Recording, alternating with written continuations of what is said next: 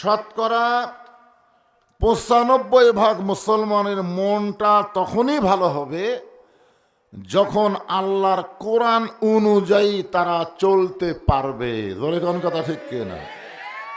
এখন বর্তমানে যে পরিবেশ চলতেছে, এই পরিবেশে আমরা কোরআন খালি শুনতেছি, কিন্তু কোরআন আসলে কি এটা এখন পর্যন্ত আমরা কিন্তু দেখতে পারিনি। ধরে কোন কথা ঠিক কিনা? আমরা আপনাদেরকে একটু দেখানোর চেষ্টা করি, ইতিমধ্যে কতগুলো লোকের চুলকানি শুরু হয়ে যায়। ধরে কোন কথা ঠিক কিনা? হ্যাঁ, তো আল্লাহ তাআলা আমাদের শরীরটাকে ভালো রেখে কিছু সময়ের জন্য এই জান্নাতের বাগানে কবুল করেছেন। আমরা সে আল্লাহর উপরে খুশি না বেজার? তাহলে জবান খুলে সমস্বরে সকলে বলবো রব্বানা লাকাল হামদ হামদান কাসীরান তাইয়িবান মুবারাকান ফীহি। ভাগ্য গুণে আমরা একটা আল্লাহ পাইছি, সুবহানাল্লাহ। আমাদের ভাগ্য এত ভালো যে আমরা জন্মসূত্রে আল্লাহ পেয়ে গেলাম। যদি আল্লাহ আমাদের হিন্দুর ঘরে পাঠাতো আমরা কি আল্লাহ পেতাম? ইহুদি খ্রিস্টান বৌদ্ধদের ঘরে পাঠালে আমরা কি আল্লাহ পেতাম? কিন্তু রুহের জগতে আল্লাহ আমাদের রুহুগুলোকে এতই ভালোবাসলেন যে দুনিয়ার জগতে আল্লাহ আমাদের মুসলমানের ঘরে মুসলমান হিসাবে কবুল করলেন। যে আল্লাহ আমাদেরকে মুসলমানের ঘরে মুসলমান হিসাবে কবুল করলেন, আমরা বিশ্বাস করতে পারি আল্লাহ আমাদের পক্ষে আছেন। আল্লাহ পক্ষে থাকার কারণ কি জানেন? আল্লাহ কোরআনে বলেন, ওয়ামাইয়াবতাগি গায়রাল ইসলামি দীনান ফালাই ইউকবালা মিনহু।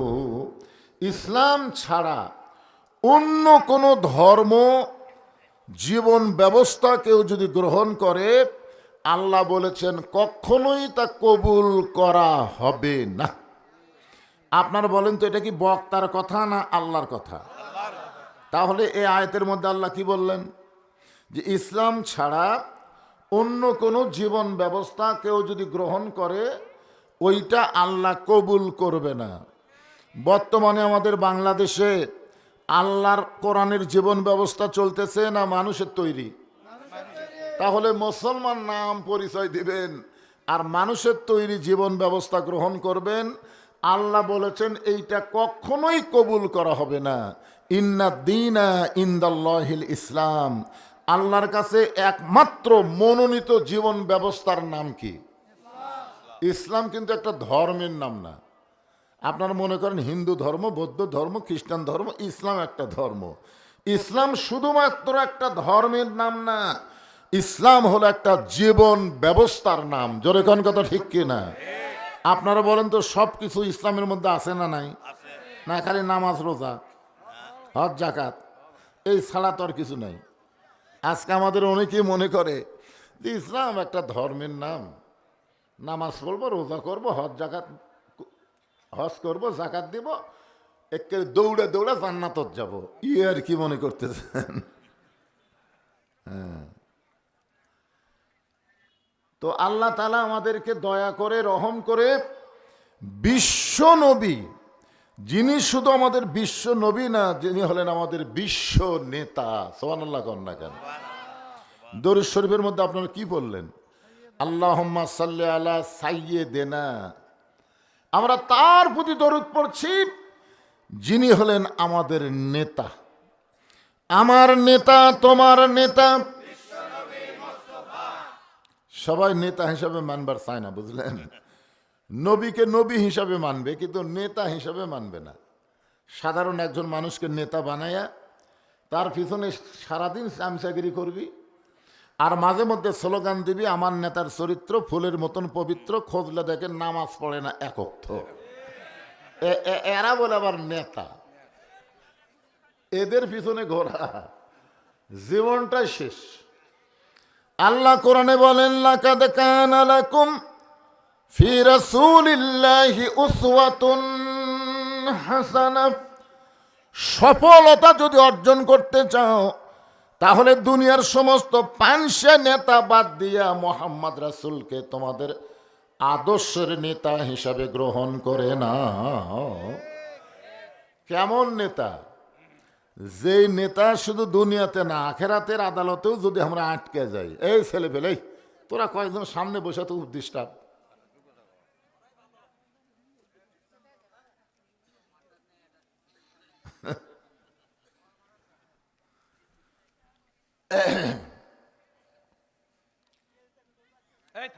না শোনেন, ছোট বাচ্চা একবার বলে দিছি শুনবে। এইগুলো বাচ্চারা বুঝলেন না, এরকে দোষ তো না, দোষ হলো এরকে মায়ের দোষ। কারণ আমাদের বর্তমান মায়েরা অধৈর্য। সামান্য একটা প্রসব ব্যথা সহ্য করবি না, সিজার করে বাচ্চা নেবি। এখন সিজার করা যেগুলো বাচ্চা হয়, এগুলো বাচ্চা ভালো হওয়া খুবই খারাপ। এরা মোবাইল ছাড়া ভাত খায় না, মোবাইল ছাড়া এদের কান্না থামে না, মোবাইল ছাড়া এরা থাকতেই পারে না। ধরে কোন কথা ঠিক কিনা? হ্যাঁ,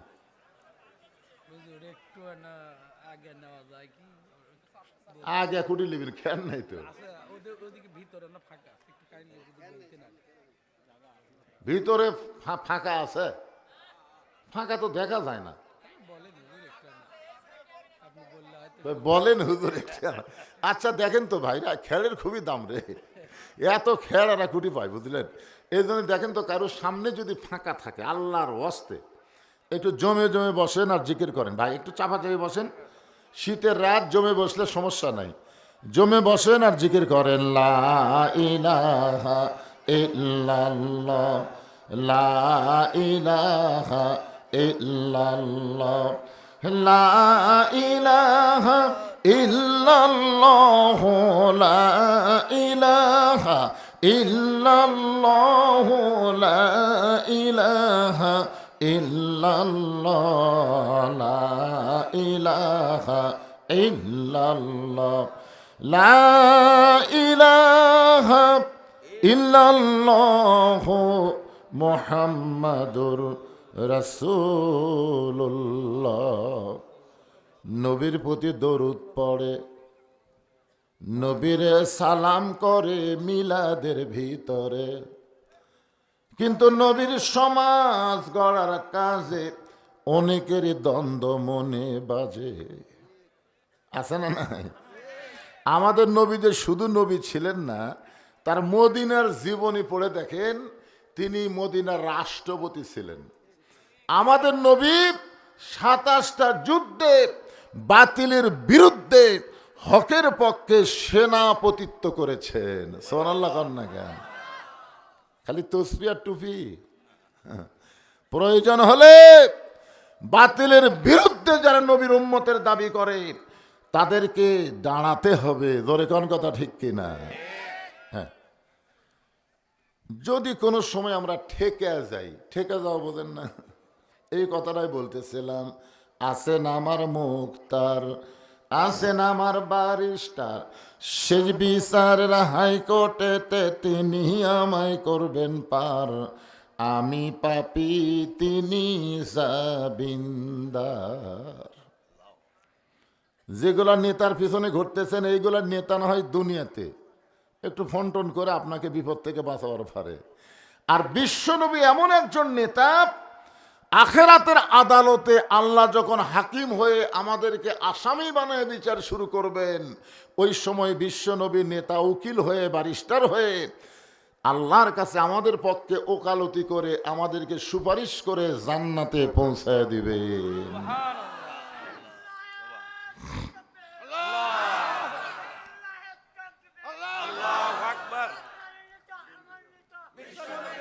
তোমার নেতা আমার নেতা, মাশাআল্লাহ। আরে যে কোরআন থেকে আপনারা তাফসির শুনবেন, আলোচনা শুনবেন, এ কোরআনের মধ্যে কোনো সন্দেহ নাই। জবান খুলে বলা লাগবে সন্দেহ আছে? সেই কোরআন থেকে একটা সূরার 2টা আয়াত আমি তেলাওয়াত করছি। সূরাটার নাম হলো সূরা মুলক। জোরে বলেন নাম কি? অনেকেই বলে হুজুর আবার রাজনীতি করে, কে আমরা কি পানসিয়া হুজুর রে পাগলা। রাজনীতি রাজত্বের নামে একটা সূরাই আছে কোরআনে, সূরায়ে মুলক, মুলক শব্দের অর্থ কি? রাজ্য, রাজত্ব। সেই সূরার প্রথমে আল্লাহ বললেন, তাবারাকাল্লাযী বিয়াদিহিল মুলকু ওয়া হুয়া আলা কুল্লি শাইইন কাদির। আমাদের পাঁচ পীর, হলো পাঁচ পীরের চা স্টলে ৩-৪ জন গল্প করতেছে। ঠিক ওই সময় আমি আবার গেছি চা খাবার। ওরা গল্প করতেছে, আগে আওয়ামী লীগ ক্ষমতায় ছিল, আগামীতে বিএনপি ক্ষমতা আসতেছে। মানে আগে আওয়ামী লীগ ক্ষমতা ছিল আর সামনে বিএনপি ক্ষমতাতে আসতেছে। এই কথা শোনার পর আমি 3বার বলছি নাউজুবিল্লাহ, নাউজুবিল্লাহ, নাউজুবিল্লাহ। তখন কিছু লোক আমারে কয়, হুজুর আপনি বিশ্বাস করেন না? আওয়ামী লীগ ক্ষমতা ছিল, বিএনপি ক্ষমতাতে আসতেছে, এটা আপনার বিশ্বাস হয় না? বললাম না, হয় না। তো তাহলে আপনার বিশ্বাস কি? আমার বিশ্বাস হলো সব সময় একজনই ক্ষমতায়, তিনি হলেন আমার আল্লাহ। এটা হলো আমার ঈমান। আওয়ামী লীগ ক্ষমতায় ছিল না, বিএনপিও ক্ষমতা আসবে না, সব সময় যিনি ক্ষমতায় তিনি কে? আচ্ছা, আওয়ামী লীগ যদি ক্ষমতায় থাকতো তাহলে 5ই আগস্টে পলালো কে? কি মনে করতেছেন? আল্লাহ মাঝে মাঝে কাউকে ক্ষমতা দেয়, ক্ষমতা দেয়। দেখি তো, তোকে একটু চেয়ার দিলাম, তুই কি করিস? আল্লাহ বলতেছেন, লিয়াবলুয়াকুম আইয়ুকুম আহসানু আমালা। আমি আল্লাহ পরীক্ষা করি। পাগলা, তোরা চেয়ার পাইয়া যদি মনে করিস কি হুনুরি, কি হনুরি, আমার চিনিস? আমার দল এখন ক্ষমতায়। আরে পাগলা, তোর দল ক্ষমতার নাই, আল্লাহ ক্ষমতায়। তোর এখন কথা কথা কর না কেন? তোর দল ক্ষমতাতে আছে। তোর নেতার যদি 3বার পাতলা পায়খানা হয়, চামচা হয়ে টেনে তুলে ধরা লাগবে। জোরে কোন কথা? ক্ষমতা, ক্ষমতা কোনো মানুষ না, ক্ষমতা কোনো মানুষের না। এ সূরা মুলকের প্রথমে আল্লাহ এই কথাটা বলে দিচ্ছেন। এখন 5তলা বিল্ডিং এর উপরে 1.5 লাখ টাকার খাট, 12,000 টাকার কম্বল ওড়ে তামানে গাওয়াত দিয়ে বলতেছে, আমার বাড়ি, আমার ঘর, আমাক নামাইকে। রাত 3টার সময়, রাত 9টার সময় এই দোয়া পড়ে ঘুমাইছে। আপনারা বলেন তো এটা দোয়া হলো? আমার বাড়ি, আমার ঘর, আমাক নামাইকে। 3টার সময় আল্লাহ একটা ভূমিকম্প দিছে। ওই এত ফোর্সে নামছে যে কম্বলের মধ্যে লুঙ্গি খুলে আছে, ওটাও পরার টাইম পাইনি। ফেরেশতারা বলতেছে, আল্লাহ নামাইলা নামাইলা, তাই বলে ন্যাংটা করে নামাইলা। আল্লাহ বলতেছে, আমার ক্ষমতা পাইয়া কেউ যদি ক্ষমতার দাবি করে, তার পরিণতি এইরকমই হবে। ভবিষ্যতেও হবে, অতীতেও হয়েছে, বর্তমানেও হতে বাধ্য। জোরে কোন কথা ঠিক না?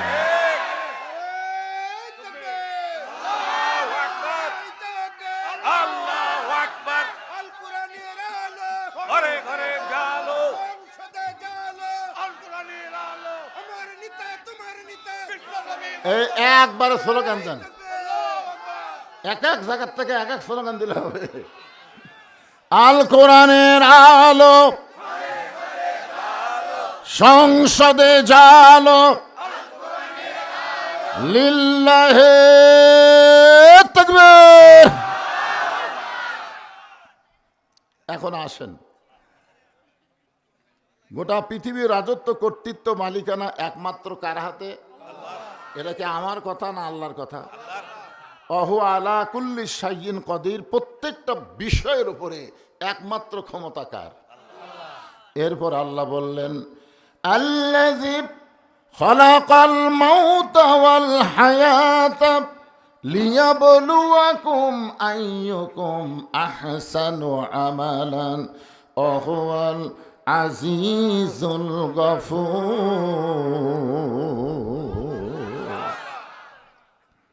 এখন আসেন, আয়াতের মধ্যে আল্লাহ বলতেছে, খলাকাল মাউতা ওয়াল হায়াতা, মৃত্যু এবং হায়াতের স্রষ্টাকে বিশ্বাস করতে হবে। আপনারা এখানে যারা বসে আছেন, আপনাদের মধ্যে এমন কোনো ব্যক্তি কি দাঁড়িয়ে বলতে পারবেন যে হুজুর আমার বাড়ির সবচাইতে নিকটে, এই যে পাড়া দেখতেছেন, এই পাড়াতে আমার বাড়ির সবচাইতে নিকটে আমি এখান থেকে বাড়ি যাবার পারবই। এক আটটা লোক দাঁড়ায় বলেন তো, এই ছেলে তোমরা একটু কও তো, তোমরা ছোট মানুষ তো, দেখছেন এই ছোট বাচ্চা বলতেছে না না না এই কথা বলা যাবে না। তাহলে এখান থেকে বাড়িতে যাওয়ারই গ্যারান্টি যদি না থাকে, তাহলে মানুষের সংবিধান মানুষের আইন মানব কেন?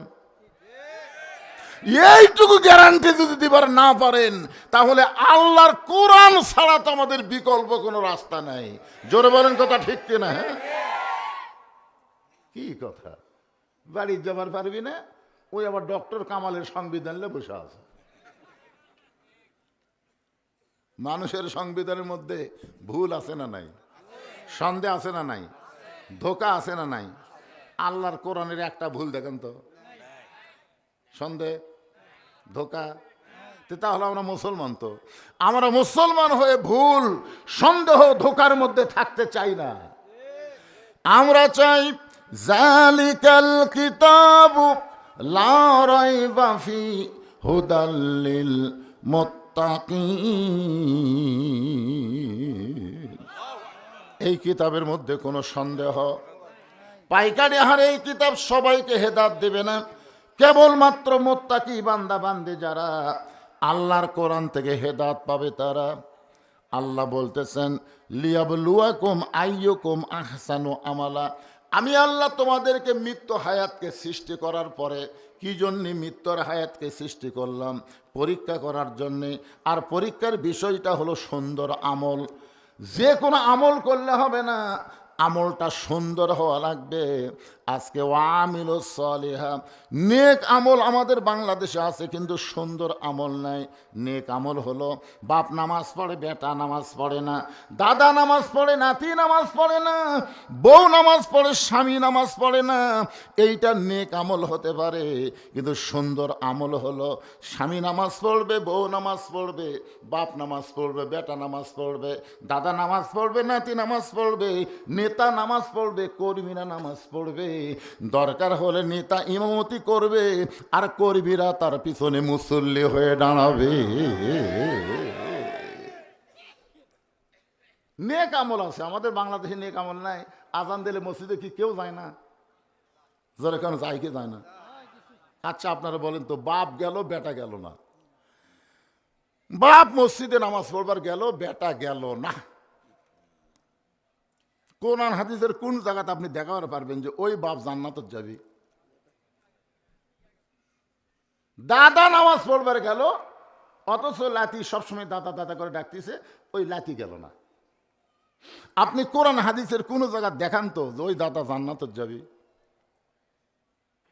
যেখানে আল্লাহ ডাইরেক্ট বলেছেন কু আনফুসাকুম ওয়া আহলিকুম নারা, জাহান্নামের আগুন থেকে বাঁচতে গেলে তুমি একলা বাঁচতে হবে না, তোমার আহাল পরিবার সমাজ এবং রাষ্ট্র সবাইকে নিয়ে জাহান্নামের আগুন থেকে বাঁচতে হবে। জোরে কোন কথা ঠিক কি না? আজকে আজান দিলে কয় বুড়া মসজিদে যায়, এক জুয়ানো যায় না, একটা পর্যন্ত মোবাইল চলায়। আর ফজরে আজান দিলে এরা 3.5 হাত মানুষ 2.5 হাত হয়। আগে আসলে 3.5 হাত, যে আজান শুরু হচ্ছে ওই আজান শুনবি না, যে আজান শুনলে বিরক্ত লাগে, আস্তে করে মাথার উপর কম্বল দিছে, পাও টাইনে এনে বুকের কাছে থসে, জানলা দিয়ে তাকে দেখেন মনে হয় চাউলের বস্তা ঢাকা আছে, ফেরে আগাও নাই মাথাও নাই, গেল কোথায়? কম্বল টান দিয়ে দেখেন ওর সাইজ আর সকালবেলা সাইড ঠিবে কুত্তার সাইজ একই সাইজ। তাহলে আপনি বাপ হয়ে নামাজ পড়েন আর বেটা হয়ে কুত্তার সাইজ হয়ে ঘুম পাড়ে, আপনি বাবা জান্নাত যাবেন, এতই সোজা। এই জন্য বলা হচ্ছে সুন্দর আমল। সুন্দর আমল মানে একা একা না, সবাই মিলে। এই সুন্দর আমল যদি আমরা করতে চাই, সুন্দর একটা পরিবেশ লাগবে। সুন্দর একটা পরিবেশ যদি তৈরি করতে চাই, তাহলে সুন্দর একটা সমাজ লাগবে। সুন্দর একটা সমাজ যদি তৈরি করতে চাই, তাহলে সুন্দর একটা রাষ্ট্র লাগবে। সুন্দর একটা রাষ্ট্র যদি গঠন করতে চাই, তাহলে মানুষের সংবিধান দেওয়া হবে না, আমার আল্লাহর কোরআনের সংবিধান লাগবে। কোরআন খালি ওয়াজ শোনার জন্য নাকি? বজুর সে আজকে আসবে রে, আজকে কি ওয়াজ করে শুনে আসি। আপনারা যা শুনতেছেন না, আপনাকে চাইতে ভালো শ্রোতার নাম আবু জেহেল, জানেন? আপনাকে বসার জায়গা হচ্ছে না, কমিটি কি টেনশন করতেছে যে হুজুর একটু চাপাইলেন, বসার জায়গা হচ্ছে না। আর আবু জেহেল বসার চান্সই পায়নি, তাও সামনে না পিছনে চোরের মতন সারা রাত কোরআন তেলাওয়াত শুনছে, সারা রাত। সকালবেলা গিয়ে মিটিংয়ের মধ্যে মুখ ফসকে বলে ফেলেছে, এত সুন্দর কোরআনের বাণী, রাতটা কোন দিক দিয়ে গেল আমি বুঝবারই পারিনি। আবু সুফিয়ান বলে, নেতা যেই কোরআন শুনতে সারা রাতই চলে যায়, সেই কোরআন ধরলে অসুবিধা কি? মানে শুনলেই যদি এত মজা হয়, তাহলে এটা ধরার দরকার আছে না নাই? আবু জেহেল বলতেছে, তুই আমার কাছে আয়। যে কাছে কাছে কানে কানে বলতেছে, পাগল, এ কোরআন ধরলে তোর আমার ভুয়া নেতৃত্ব চলবি। কারণ আমরা যে নেতৃত্ব দিচ্ছি এর নাম ভুয়া রে, ভুয়া ভুয়া। আল্লাহর কোরআন বাদ দিয়ে তারা নেতৃত্ব দেয়, এরা কি? আরো জোরে, জোরসে বলুন, জোর হলো না, আরো জোরে। আল্লাহর কোরআন দিয়ে যখন বাংলাদেশ চলবে, তখন আবু জেহেলের মতন ভুয়া নেতৃত্ব এই বাংলার জমিনে চলবে না। জোরে গান কথা ঠিক কিনা? এই কারণেই তো তারা বিরুদ্ধচারণ করে। কোরআনের ওয়াজ শোনো, অসুবিধা নেই, কোরআন তেলাওয়াত করো, অসুবিধা নেই। মানুষ মরে গেলে কোরআন খতম দিয়ে জান্নাতে থুয়ে আসো, অসুবিধা নেই। জীবিত অবস্থায় যেই বেটা কোরআনের হক কথা শুনবার পারে নাই, মরার পরে তার রুহের মাগফিরাতে কোরআন খতম দিয়ে জান্নাতে থুবেন, এই উপায় আপনাকে কে দিছে? আপনারা বলেন তো, কোরআন কি মরা মানুষের জন্য না জেতা মানুষের জন্য? যেই কোরআনকে লক্ষ্য করে আল্লাহ বলেছেন, ওয়ানুনাজ্জিলু মিনাল কুরআনি মা হুয়া শিফাউ ওয়া রাহমাতুল লিল মুমিনিন। এর বাংলা স্লোগান হলো, আমি যেই বলবো সব সমস্যার সমাধান আপনার বলবেন দিতে পারে আল কোরআন। সব সমস্যার সমাধান আলহামদুলিল্লাহ। এখন একটু মনোযোগ দিয়ে শোনেন, শুনতে হবে এইটাকে গ্রহণ করার জন্য। আসলে আল্লাহর কোরআনটা কি? এই কোরআনকে যদি আমরা বুঝবার পারি, তাহলে সব মতবাদ আমরা লাত্তি দিয়ে কবর দেব, একটাও চলবে না। আল্লাহ হলেন আমাদের স্রষ্টা, সে আল্লাহ বলতেছেন, লিয়াবলুয়াকুম, তোমাদেরকে পরীক্ষা কর্ম পাগলা, আইয়ুকুম আহসানু আমালা, সুন্দর আমল। যে আমল নিয়ে দুনিয়া ছাড়া কবরত গেলে তোমাদের কবর হবে না, তোমাদের কবর জান্নাত হয়ে যাবে। কয়দিনের দুনিয়া মশান মারতেছেন? কয়দিনের দুনিয়া? কয়দিন আপনি বাঁচবেন? একটাবার চিন্তা করে দেখেন তো, এখান থেকে বাড়ি যাওয়ারই গ্যারান্টি আপনি দিবার পারলেন না। বাড়ি যাওয়ার গ্যারান্টি যদি দিবার না পারেন, তাহলে একটু মনোযোগ দিয়ে শোনেন, হতে পারে মনোযোগ দিয়ে শোনার কারণে আজকের মাহফিল আমাদের জান্নাত পাওয়ার একটা উসিলা। জোরে কার কথা ঠিক কিনা? হতে পারে কি পারে না? ব্যাকা হয়ে শোনেন না, ব্যাকা হয়ে না, সোজা হয়ে শোনেন। তেড়ে ব্যাকা হয়ে শুনলে ওই আগেও যা পরেও তাই। হুজুরে এত নামাজের ওয়াজ করছে, ওই মাগরিব এশাও পড়েনি, ফজরও পড়েনি, তাহলে কি হলো? ওই কি সোজা হয়ে শুনছে? ওই শোনার সময় ব্যাকা হয়ে শুনছে। দেখি তো হুজুর কোন দলের? কেন হুজুর কোনো দলের না পাগলা, আমরা সবাই এক দলের। জোরে কোন কথা কথা কর না কেন ভাইজান? আমরা সবাই এক দলের। অন্য কোনো দিকে নিয়ত করবেন না, মনে করবেন আজকের মাহফিল আমার জীবনের শেষ মাহফিল হতে পারে, আজকের মোনাজাত আমার জীবনের শেষ মোনাজাত হতে পারে। এই জন্য একটু খেয়াল করবেন, আল্লাহর কোরআনটা কি, এটা এখন পর্যন্ত বাংলার মুসলমান দেখে নাই। আজকে আপনাদের দেখানোর জন্য একটু চেষ্টা করব। বাংলাদেশের মতন ৯৬টা দেশের খলিফা, আমাদের বাংলাদেশ ৯৬টা একত্র করলে যত বড় একটা দেশ হবে, তত বড় একটা দেশের খলিফা হলেন হযরত ওমর। আপনারা বলেন তো, হযরত ওমর খলিফা হওয়ার আগে কেমন ছিল? হযরত ওমর খলিফা হওয়ার আগে, দায়িত্ব পাওয়ার আগে এত গরম ছিল যে রাস্তা দিয়ে হযরত ওমর যায়, ওই রাস্তা দিয়ে শয়তান যাইতে ভয় পায়। যে রাস্তা দিয়ে হযরত ওমর যায় ওই রাস্তা দিয়ে শয়তান 40 দিন যাইতে ভয় পায়। কিন্তু যেদিন হযরত ওমর খলিফার দায়িত্ব পাইল সেদিন থেকে হযরত ওমর এত নরম হয়ে গেল। আল্লাহর কোরআন দিয়ে যখন রাষ্ট্র চলবে, নেতা দায়িত্ব পাওয়ার আগে গরম হবার পারে, কিন্তু দায়িত্ব পাওয়ার পর নরম হয়ে যাবে। এখন আমাদের বাংলাদেশে দেখবেন তো, নেতা ভোটের আগে নরম না ভোটের পরে নরম? মানুষের আইন যতদিন চলবে নেতারা ভোটের আগে নরম হবে। গরিবের বন্ধু, সমাজ সেবক, জনদরদি, ওরে বাবারে, গাড়ি থামে, নেতা গাড়ি থামে, গাড়ির থেকে নামে ফকিরক সালাম দিছে। আর সালাম, চাচা কেমন আছেন? ফকির খালি চারিদিকে তাকায়, কাক সালাম দিলাম বাবা? বলে আপনাকে দিলাম, আমি ভিক্ষা করে খাই। তাই ভোটের আগে তো আপনিও যা আমিও চাই। ওরে নেতা রে! কিন্তু যেই নেতা ভোট পাই এমপি হয়ে গেল, নেতা তো এলাকা থাকেই না, মাঝে মধ্যে বেড়াবার আসে, চান্সের অত্যাচারে একটা গরিব নেতার কাছে যাবার পারে না। জোরে কোন কথা ঠিক না? আর আল্লাহর কোরআন দিয়ে যখন রাষ্ট্র চলবে তখন নেতার চরিত্র কেমন হবে এইটা বোঝানোর জন্যই বলতেছি, শুধু কোরআন শুনলে হবে না, বাস্তবে আল্লাহর কোরআন নিজের চোখে দেখা লাগবে।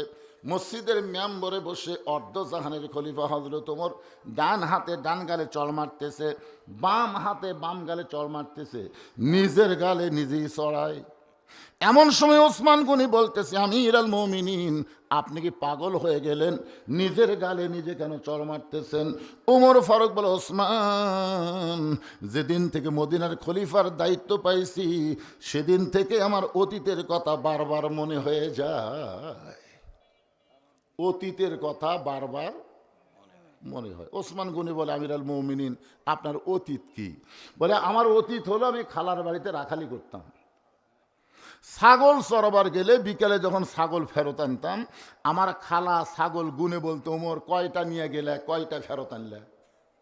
আমি ছাগল গুনে দিকে 2-4টা কম।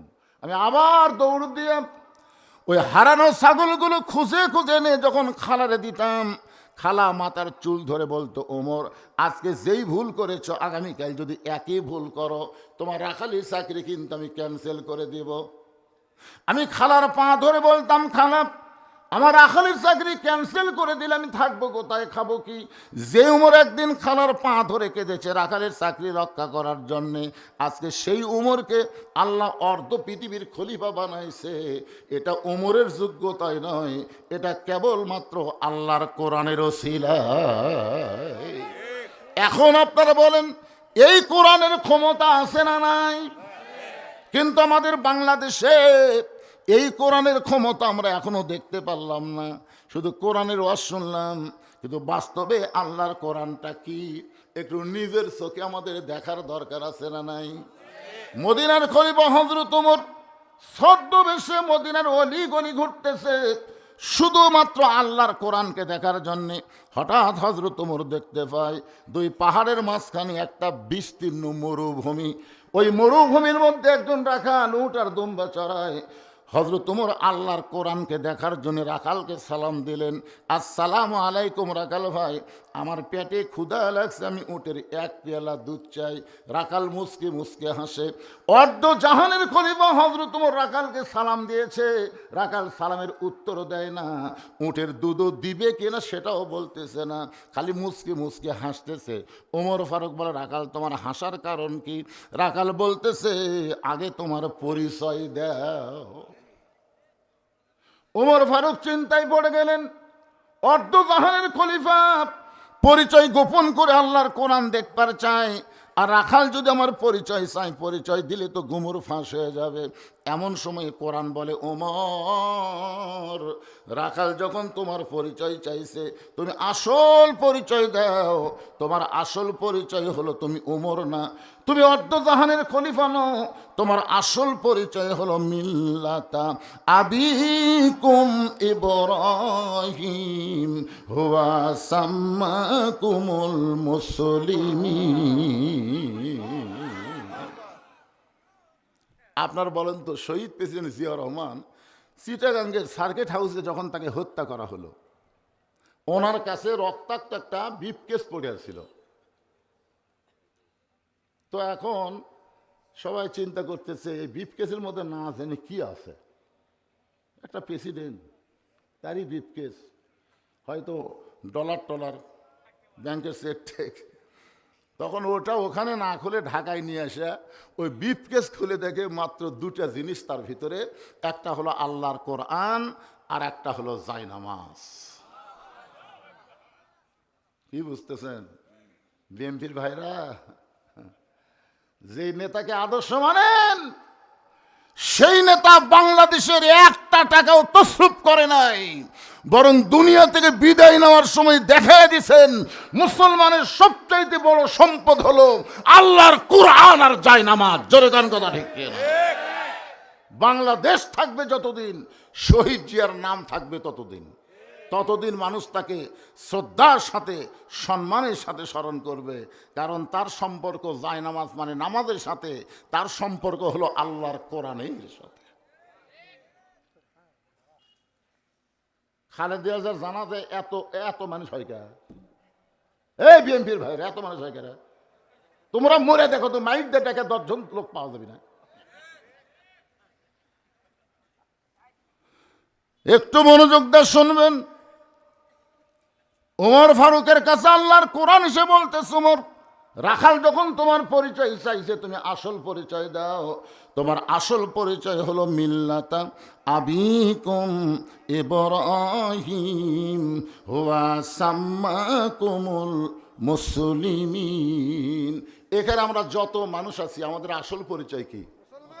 আমাদের জাতির পিতা হযরত ইব্রাহিম, যিনি আমাদের নাম রেখেছে মুসলমান। আমি যেই বলবো আমাদের পরিচয় কি, সকলে বলবেন মুসলমান। আমাদের পরিচয় কি? যাই বলবে না তাই মানে অন্য দলের।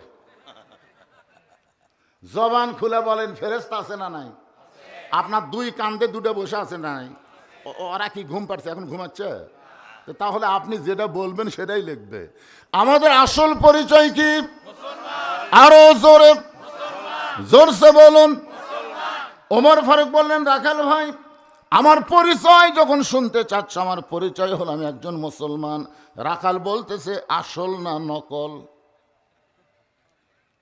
যেই বলছে আসল না নকল, ওমর ফারুক চুপ করছে। কে রে ভাই, মুসলমান তো মুসলমানই, এর মধ্যে আসল নকল কি? রাখাল বলতেছে আসল মুসলমান যারা হবে তারা চাওয়ার ব্যাপারে সতর্ক থাকবে। আসল মুসলমান জীবন যাবে, ফাঁসির মঞ্চে যাবে, কিন্তু রাষ্ট্রপতির কাছে বাঁচার দরখাস্ত লিখবে না। ধরে কান কথা ঠিক কি না? এরকম কিছু আসল মুসলমান আমরা বাংলার জমিনে দেখছি। ধরে কান কথা ঠিক কি না? উকিল বলতেছে, স্যার আপনি খালি রাষ্ট্রপতির কাছে বাঁচার দরখাস্ত লেখেন, রাষ্ট্রপতি দয়া করে যদি আপনাকে দয়া করে মাফ করে দেয় আপনার ফাঁসি কার্যকর হবে না। আসল মুসলমান মুচকি মুচকি হাসে। উকিল বলে, হাসেন কেন? বলতেছে, আরে পাগলা, আমি 3টা রাষ্ট্রপতি ক্ষমতার থাকা অবস্থায় মরা দেখছি রে। একটা হলো শেখ মুজিবুর রহমান, একটা জিয়াউর রহমান, একটা জিল্লুর রহমান, যারা ক্ষমতার থাকতে নিজেরাই মরে যায়। তাদের কাছে কোনো ইমানদার জীবন ভিক্ষা চায় না। উকিল বলতেছে, তাহলে এই গোয়ারকে করার কারণে আপনার ফাঁসি হবে। আসামি মুচকি মুচকি হাসে। উকিল বলে, মুচকি মুচকি হাসেন কেন? বলতেছে, আমার ফাঁসি হবে কিন্তু আমার মৃত্যু হবে না। আমার ফাঁসি হবে কিন্তু মৃত্যু হবে না। এক উকিল আরো 2 উকিল ডাক দেয়, পাগলা দেখে যা। কি হয়েছে ভাই? এই যে কয় যে আমার ফাঁসি হবে মৃত্যু হবে না। ফাঁসি হলে কি মৃত্যু হয় না? সঙ্গে সঙ্গে আসামি কোরআন থেকে বলতেছেন, ওয়ালা তাকুলু লিমান ইউকতালু ফি সাবিলিল্লাহি আমওয়াতুন বাল আহইয়াউ ওয়ালাকিন লা তাশউরুন। আল্লাহর রাস্তায় অন্যায়ভাবে যাদেরকে ফাঁসি দেওয়া হয় তোমরা তাদেরকে মৃত্যু বলো না, আমি আল্লাহ বলতেছি তারা জীবিত। এই কথা কি আমার না আল্লাহর? ওমর ফারুক বলেন, রাখাল মুসলমান তো মুসলমান, তার মধ্যে আর ভেজাল কি? রাখাল বলতেছে আসল মুসলমান যারা হবে তারা চাওয়ার ব্যাপারে সতর্ক থাকবে। তুমি দুধ চাইছো কার কাছে? যেই কইছে দুধ চাইছো কার কাছে, উমরের চোখ দিয়ে দর দর করে পানি পড়তেছে। আল্লাহ, তোমার কোরআন যখন দুনিয়াতে চালু থাকবে, উমর যদি ভুল করে একটা রাখাল পর্যন্ত সেই ভুল ধরতে পারবে। আপনারা বলেন তো, আপনাদের মসজিদে কোরআনের আইন চালু আছে না নাই? ইমাম সাহেব টাইটেল পাস, দাওরা পাস, উনি যদি আসরের 4 রাকাত নামাজে 3 রাকাতে বসে, বসা লাগবে কয়বার? 2 রাকাত। নামাজ পড়েন না, একেবারে নামাজ পড়েন না। আসরের বৈঠক কয়টা? 2 রাকাত আর 4 রাকাত। কিন্তু ইমাম 3 রাকাত বসে গেছে। এখন 4 নম্বর কাতারে এক অটো ভ্যান চালায়, উনি আবার ওখান থেকে বলতেছে আল্লাহু আকবার। ইমাম মনে মনে কয় তুই যতই লোকমা দে, 41 সালের আগে আমি ওঠমো না। এই মনে করে ইমাম যদি স্বৈরাচার হয়ে বসাই থাকে, আপনারা বলেন তো মসজিদের মুসল্লি ভ্যানালার পক্ষে না ইমামের পক্ষে? কারণ ভ্যানালা যেটা করতেছে এটা হলো ন্যায়, আর ইমাম যেটা করতেছে এটা হলো অন্যায়। ঠিক আছে ভাই, আল্লাহর কোরআন দিয়ে যখন রাষ্ট্র চলবে, তখন নেতারা যদি ভুল করে, একটা সাধারণ রেখাল পর্যন্ত তার ভুল ধরার সাহস পাবে। ধরে কোন কথা ঠিক কিনা? ওমর ফারুক বলতেছে রাখাল ভাই আসলে আমার ভুল হয়ে গেছে। রাখাল বলতেছে ভুলটা যখন স্বীকার করছো, তাহলে আল্লাহ তোমাকে তৌবা করার সুযোগ দিয়েছে। ওমর ফারুক বলে তাহলে আমি তৌবা করি। রাখাল বলে তুমি মূর্খ মানুষ, তুমি তৌবা কেমনে করবা? যেই বেটা চাওয়ার ব্যাপারে সতর্ক হয় না, সে হলো সবচাইতে বড় মূর্খ। বরং আমি তৌবা পড়াই, তুমি আমার সঙ্গে তৌবা পড়ো। এবার রাখাল হযরত ওমরকে তৌবা পড়াচ্ছেন। আমার সঙ্গে সকলে পড়েন, আস্তাগফিরুল্লাহ রব্বি মিন কুল্লি জামবি ওয়া তুবু ইলাইহি। হযরত ওমর তওবা পড়ার পরে বলতেছে ও রাখাল ভাই, আল্লাহর হস্তে আমাকে উটের 1 পেয়ালা দুধ দাও। আগে বলেছিল রাখাল ভাই উটের 1 পেয়ালা দুধ দাও। এবার তওবা পড়ার পরে বলতেছে আল্লাহর ওয়াস্তে। রাখাল মুস্কি মুস্কি হাসে। ওমর ফারুক বলে আবার হাসির কি হলো? বলে তওবা করার পরে তুমি আবার মুনাফিকি করলে। আপনারা বলেন তো ওমর ফারুকের রাগ কম না বেশি? এই রাখাল, আমার মধ্যে মুনাফিকের কি দেখলে? কারণ ওমর ফারুক জানে মুনাফিক থাকবে জাহান্নামের সবচাইতে তলে, আর কাফের থাকবে জাহান্নামের উপরে। উপর থেকে কাফের পেশাব পায়খানা করবি, আর তলে থেকে মুনাফিকেরা পেশাব পায়খানা খাবি। রাখাল বলে পথিক এত রাগ করা ভালো না। লিমা তাকুলু মা লা তাফালুন। দেখো তোমার মুখের সাথে মনের মিল নাই। তুমি সত্যি করে বলো তো, আমি কি উটের মালিক? আমি যদি উটের মালিক হইতাম তাহলে তুমি আমাকে রাখাল বললা কেন? আর যখনই তুমি আমাকে রাখাল বলেছো, তখন মন বলতেছে আমি উটের মালিক না। আর মালিক বাদ দেন, রাখালের কাছে কেউ যদি আল্লাহর হস্তেও চায়, এরপরও রাখাল দিবার পারবি। আমি অনেক মাহফিলে আমার নিজের কথা বলছি। পাবনার বাইকলা মাহফিল থেকে কেবল নামছি, ইতিমধ্যে এক লোক দৌড়ে এসে হাতে একটা চকচকে টাকা দিয়ে কয় হুজুর দোয়া করেন। তো টাকা পকেটে থুয়ে বললাম ভাই কিসের দোয়া? কয় হুজুর আমার বইয়ের পেটে একটা বাচ্চা আইছে, আল্লাহ যেন পুত্র দেয়। তখন আমি পকেট থেকে 200 টাকা বের করে দিয়ে দিলাম। ওই কয় হুজুর আমি তো টাকা চাইনি, আমি দোয়া চাইছি। আমি পাগলা তুই চিনিস? আমি 3টা মেয়ের বাপ রে, আমার দোয়া দিয়ে যদি পুত্র হতো তাহলে আল্লাহ আমাকে একটা দিত। তা আমার দোয়া দিয়ে যদি আমার বইয়ের পেটের বাচ্চা পুত্র না হয়, তোর বইয়ের হবে? তখন কয় হুজুর তাহলে আপনি টাকা আপনি নেন, আমারটা আমার দেন। ওরে যে 100 টাকা দিছি দৌড় মারতেছে। খপ করে হাত ধরে বললাম কোথায় যাবি? বলে ওই হুজুরের কাছে যাবো, তার বেটা সওয়াল আছে। আমি কইলাম কোনো হুজুরের কাছে না, কোনো পীরের কাছে না, কোনো মাজারে না, পাবার যদি চাও, যিনি দিবার পারে তারই কাছে চাও।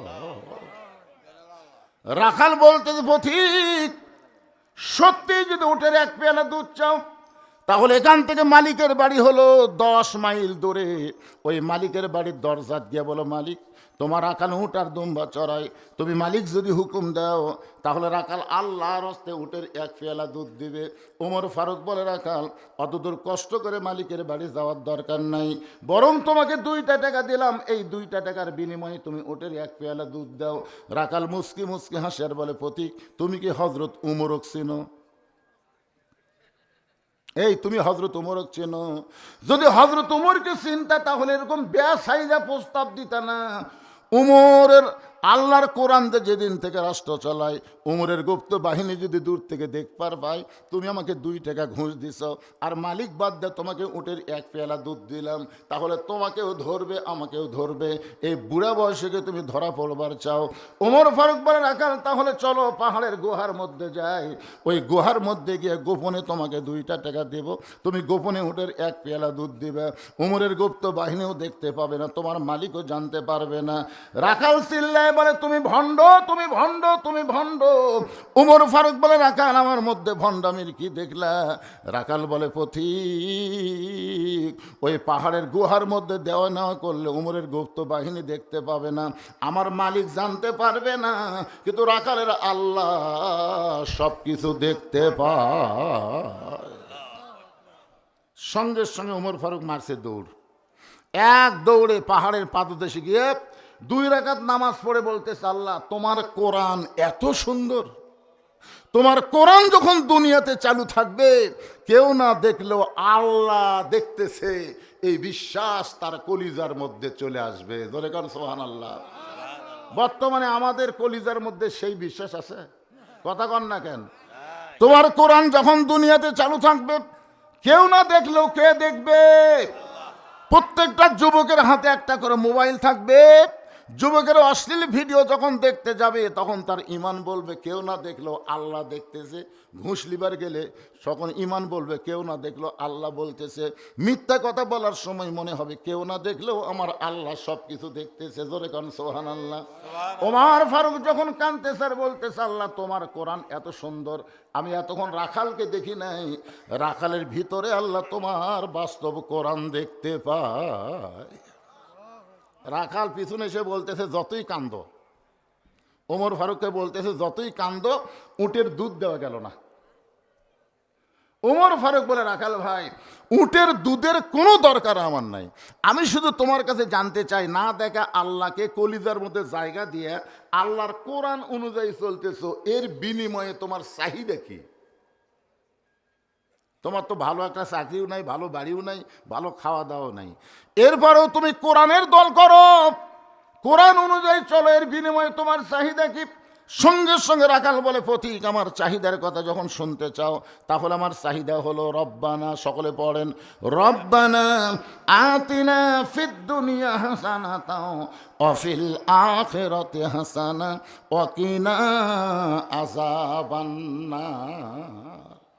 ওমর ফারুক বলে, রাখাল ভাই আমি তোমার চাহিদার কথা শুনতে চাইলাম আর তুমি কোরআনের আয়াত শুনালা, তার মানে? রাখাল কয়, তুমি আসলেই মূর্খ। আরে পাগল, এই আয়াত দিয়ে আমি 2টা চাহিদার কথা বললাম। 1 নম্বর চাহিদা হলো হযরত উমরকে আমি এক নজর দেখতে চাই, যে উমর আল্লাহর কোরআন দিয়ে রাষ্ট্র চালানোর কারণে আমার মতন রাখাল না দেখা আল্লাহকে কলিজার মধ্যে জায়গা দিবার পারছি, সেই হযরত উমরকে দুনিয়াতে একটা বার যদি দেখতে পাইতাম আমার দুনিয়ার চাহিদা আল্লাহ পুরা করত। আমার 2 নম্বর চাহিদা হলো আমি রাখাল যখন মরে যাব, অধম রাখালকে আল্লাহ যেন জান্নাত দেয়। ওমর ফারুক দৌড়ে গিয়ে, রাখা আমার হাতের দিকে তাকান, রাখালে হাতটা খপ করে ধরে 3 বার চুমা খাচ্ছে। রাখাল কয়, পাগল নাকি রে, আমার ঘামা হাতে তুমি 3 বার চুমা খেলা? ওমর ফারুক বলে, রাখাল তোমার 2 নম্বর চাহিদা আল্লাহ পুরা করছে, মরার সাথে সাথেই আল্লাহ তোমাকে জান্নাত দিয়ে দিবে। এবারে সুবহানাল্লাহ কর না কেন? ওমর ফারুক বলতেছে, রাখাল তোমার 2 নম্বর চাহিদা আল্লাহ পুরা করছে, মরার সঙ্গে সঙ্গে আল্লাহ তোমাকে জান্নাত দিয়ে দিবে। রাখাল মুস্কি মুস্কি হাসে। ওমর ফারুক বলে, রাখাল সুবহানাল্লাহ বলে হাসো কেন? বলে, মরার পরে জান্নাত এ কথা সহজে বলতে পারলা, কিন্তু হযরত উমরকে এক নজর দেখতে পাবো এই কথা বলতে তোমার কোন জায়গাত বাজে? আপনারা বলেন তো, যেই উমরক তওবা পড়াছে, কি পড়াছে? যেই উমরক মোনাফিক কইছে, যেই উমরক ভণ্ড কইছে, এখন যদি উমর বলে ভাই তুমি যে উমরক দেখ পারছো আমি সেই উমর রে, বলাও সারা, রাখাল হার্ট ফেল করে মরাও সারা। ধরে কোন কথা ঠিক কিনা? ওমর ফারুক চিন্তায় পড়ে গেলেন, আমি উমর এই কথা রাখালকে কেমনে বলবো? যে রাখাল আমাকে তওবা পড়াইছে, মুনাফিক কইছে, ভণ্ড কইছে, এখন কি করব? এমন সময় আল্লাহর কোরআন বলতেছে, উদউ ইলা সাবিলি রব্বিকা বিল হিকমা। ওমর ডাইরেক্ট যদি বলবার না পারো তাহলে হিকমত অবলম্বন করো। ওমর ফারুক বলে, রাখাল ভাই সত্যিই যদি তুমি ওমরকে দেখতে চাও তাহলে ফজরের নামাজ তোমাকে সামনে কাতারে আদায় করা লাগবে। ফজরের নামাজ যদি সামনে কাতারে আদায় করো, মেহরাবের মধ্যে লক্ষ্য করে দেখবা যেই মানুষটা ইমামতি করবে ওই মানুষটি হলেন হযরত ওমর। এখন একটা কথা আপনাদের কাছে আমি ক্লিয়ার করে শুনতে চাই, আল্লাহর কোরআন দিয়ে যখন রাষ্ট্র চলবে তখন প্রত্যেকটা নেতাকে ওই এলাকার বড় মসজিদের ইমাম হওয়া লাগবে। এখন কি হওয়া লাগবে? এখন দেখেন তো আমাকে নেতাকে খবর কি? কি বলতেছে উমর? রাখাও সত্যি যদি উমরকে দেখতে চাও তাহলে ফজরের নামাজ, কোন নামাজ? সামনে কাতার আদায় করা লাগবে। সামনে কাতারে যদি ফজর আদায় করো তাহলে মেহরাবের দিকে লক্ষ্য করে দেখবা যেই মানুষটা ইমামতি করতেছে ওই মানুষটি হলেন হযরত ওমর। রাখাল ছোট বাচ্চার মতন কান্দে। ওমর ফারুক বলে, রাখাল কান্দো কেন? বলে, কান্দার কারণ হলো আমি বারান্দাত নামাজ পড়ি, আমি ভিতরে ঢোকার সাহস কোনোদিন পাই না। ভিতরে দামি দামি নবীর সাহাবী, ওই দামি দামির মধ্যে আমি রাখাল কেমনে যাই? ওমর ফারুক বলে, রাখাল তুমি বারান্দায় নামাজ পড়ো, তুমি কম দামি, আর ভিতরে যারা নামাজ পড়ে এরা বেশি দামি। এই কথা তোমারে বুঝাইল কে? ইন্না আকরামাকুম ইনদাল্লাহি আতকাকুম। ওই ব্যক্তি সবচাইতে দামি হয় যারা কলিজার মধ্যে আল্লাহর বেশি ভয়। আপনারা কি মনে করতেছেন আমি সিয়ারত বসে ওয়াজ করতেছি আর আপনারা খেরত বসে ওয়াজ শুনতেছেন? আমি দামি আর আপনার কম দামি? হাসরের ময়দানে দেখা যাবে আমার মতন বহু বক্তাকে আল্লাহ তক্তা বানায় জাহান্নাম দিছে, আর আপনাদের মতন বহু শ্রোতাকে আল্লাহ বিনা হিসাবে জান্নাত দিয়ে দিছে। উপরে থাকলে দামি হয় না রে পাগলা। মুদির দোকানে গিয়ে দেখবেন পাথর সাজানোর সময় নিচে যে পাথর থাকে 1 কেজি, দেখছেন আপনারা? তার উপর 500, তার উপর 200, তার উপর 100, তার উপর 50, তার উপর 20। তো দাম বেশি কোনটার, নিচেরটার না উপরটার? আমি হলাম 20 গ্রাম মার্কা আর আপনারা হলেন 1 কেজি। ওমর ফারুক রাখালকে বলতেছে, তুমি বারান্দায় নামাজ পড়ো, তুমি কম দামি, আর ভিতরে যারা নামাজ পড়ে এরা বেশি দামি। এই বুঝাইলো কে? বরং উমরকে যদি দেখতে চাও তাহলে ফজরের নামাজ তোমাকে সামনে কাতারে আদায় করা লাগবে। রাখাল বলতেছে, আজকে এশার নামাজ পড়ে আর আমি বাড়ি যাচ্ছি না। ওমর ফারুক বলে, এশা পড়ে বাড়ির যাবে না কেন? বলে, এশা পড়ে যদি বাড়ি যাই আর ফজর যদি সামনে কাতারে না পাই, এই জন্য এশা থেকেই আমি ফজর সামনে কাতারে ধরার চেষ্টা করব। ওমর ফারুক বলেন, রাখাল তুমি কি জানো 2 ওয়াক্ত নামাজ লম্বা?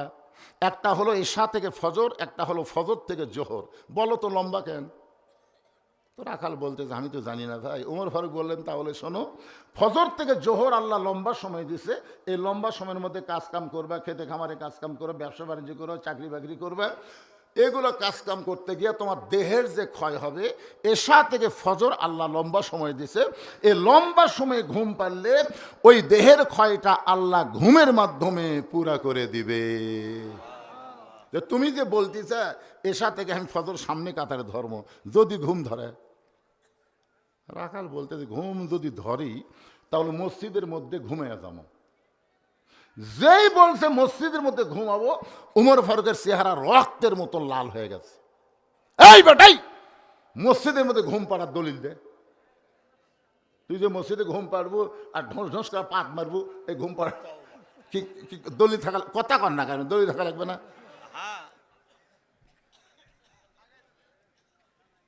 শোনেন, ঘুম পাড়া তো দূরের কথা, জোহরের নামাজ পড়ে সবাই বাড়ি গেছে, এরা 3 জন মুসল্লি 4 ফ্যান দিয়ে গল্প করতেছে। 1-1 ঘন্টা হয়, গল্প শেষ হয় না। ফেরেশতারা বলতেছে আল্লাহ সবাই নামাজ পড়ে বাড়ি গেল, এরা 4 ফ্যান দিয়ে 3 জন গল্প করতেছে, এর রেজাল্ট কি? আল্লাহ বলতেছে নামাজ পড়ার পরে যতক্ষণ গল্প করার সময় মাথার ওপর ফ্যান ঘুরিছে, এই ফ্যানের কারেন্টের বিল এই 3 জন আলাদাভাবে না দেওয়া পর্যন্ত জান্নাতে যাবার পারবে না। কেন? জান্নাত মসজিদের বাপের ঘর না যে ইচ্ছা মতো ফ্যান ঘুরাবি। আমার কথা বুঝতে পারতেছেন না? ছোটবেলায় শোনেন, ছোটবেলায় আমরা দেখছি কাঁচা পেঁয়াজ কাঁচা রসুন মধ্যে ঢোকে মুরব্বীরা। আগেকার লোকেরা আপনারা জানেন 74-এর দুর্ভোগ মনে আছে আপনাকে রে? তখন ভাই কাঁচা পেঁয়াজ দেখালে শট পান্তা খায়, বুঝলেন? তখন দুপুরে ভাত দেয়নি তো, ভাতের মধ্যে পানি দিয়ে পান্তা। এখন ভাত কাঁচা পেঁয়াজ দেখাচ্ছে, তরকারি নাই তো। মসজিদে গেলে বুড়ারা, এই তোর মুখত গন্ধায়, পেঁয়াজ রসুনের গন্ধ ফেরেশতারা সহ্য করতে পারে না। যেই মসজিদে পেঁয়াজ খেয়ে নামাজ পড়বার গেলে মুরব্বীদের কুনার খুঁতা খাওয়া লাগছে, এখন সেই মসজিদে পেঁয়াজ আর রসুন কাটিয়া মুড়ি মাখতিছে। জোরে কোন কথা ঠিক কিনা? মসজিদকে তোর বাপের রান্নাঘর। মন খারাপ করতেছেন? মসজিদকে কেন্দ্র করে আজকের এই মাহফিল। একটু মনোযোগ দাও। ওমর ফারুক বললেন রাখাল আজানের গুরুত্ব দিও। 5 ওয়াক্ত নামাজের মধ্যে সবচাইতে গুরুত্বপূর্ণ আজান হলো ফজরের আজান। আপনারা বলেন তো 5 ওয়াক্ত নামাজের সবচাইতে গুরুত্বপূর্ণ আজানের নাম কি? কথা কয় না। অন্য আজানের চাইতে ফজরে একই শব্দ 2 বার বেশি কয়। কে যুবকেরা তোমরা শুনবার পাও? কি কয়? তা সালাতো খায়রুম মিনান নাম করলে তোমরা ল্যাপের মধ্যে থাও কেন? আসসালাতু খায়রুম মিনান নাওম, ঘুম হইতে নামাজ অতি উত্তম। এতদিন রাখাল নামাজ পড়েছে বারান্দায়, কিন্তু আজকে নামাজ পড়বে সামনে কাতারে। এক দৌড়ে এসে বারান্দাক বলতেছে, বারান্দায় খালি একটা দিনের জন্য মন খারাপ করিস না।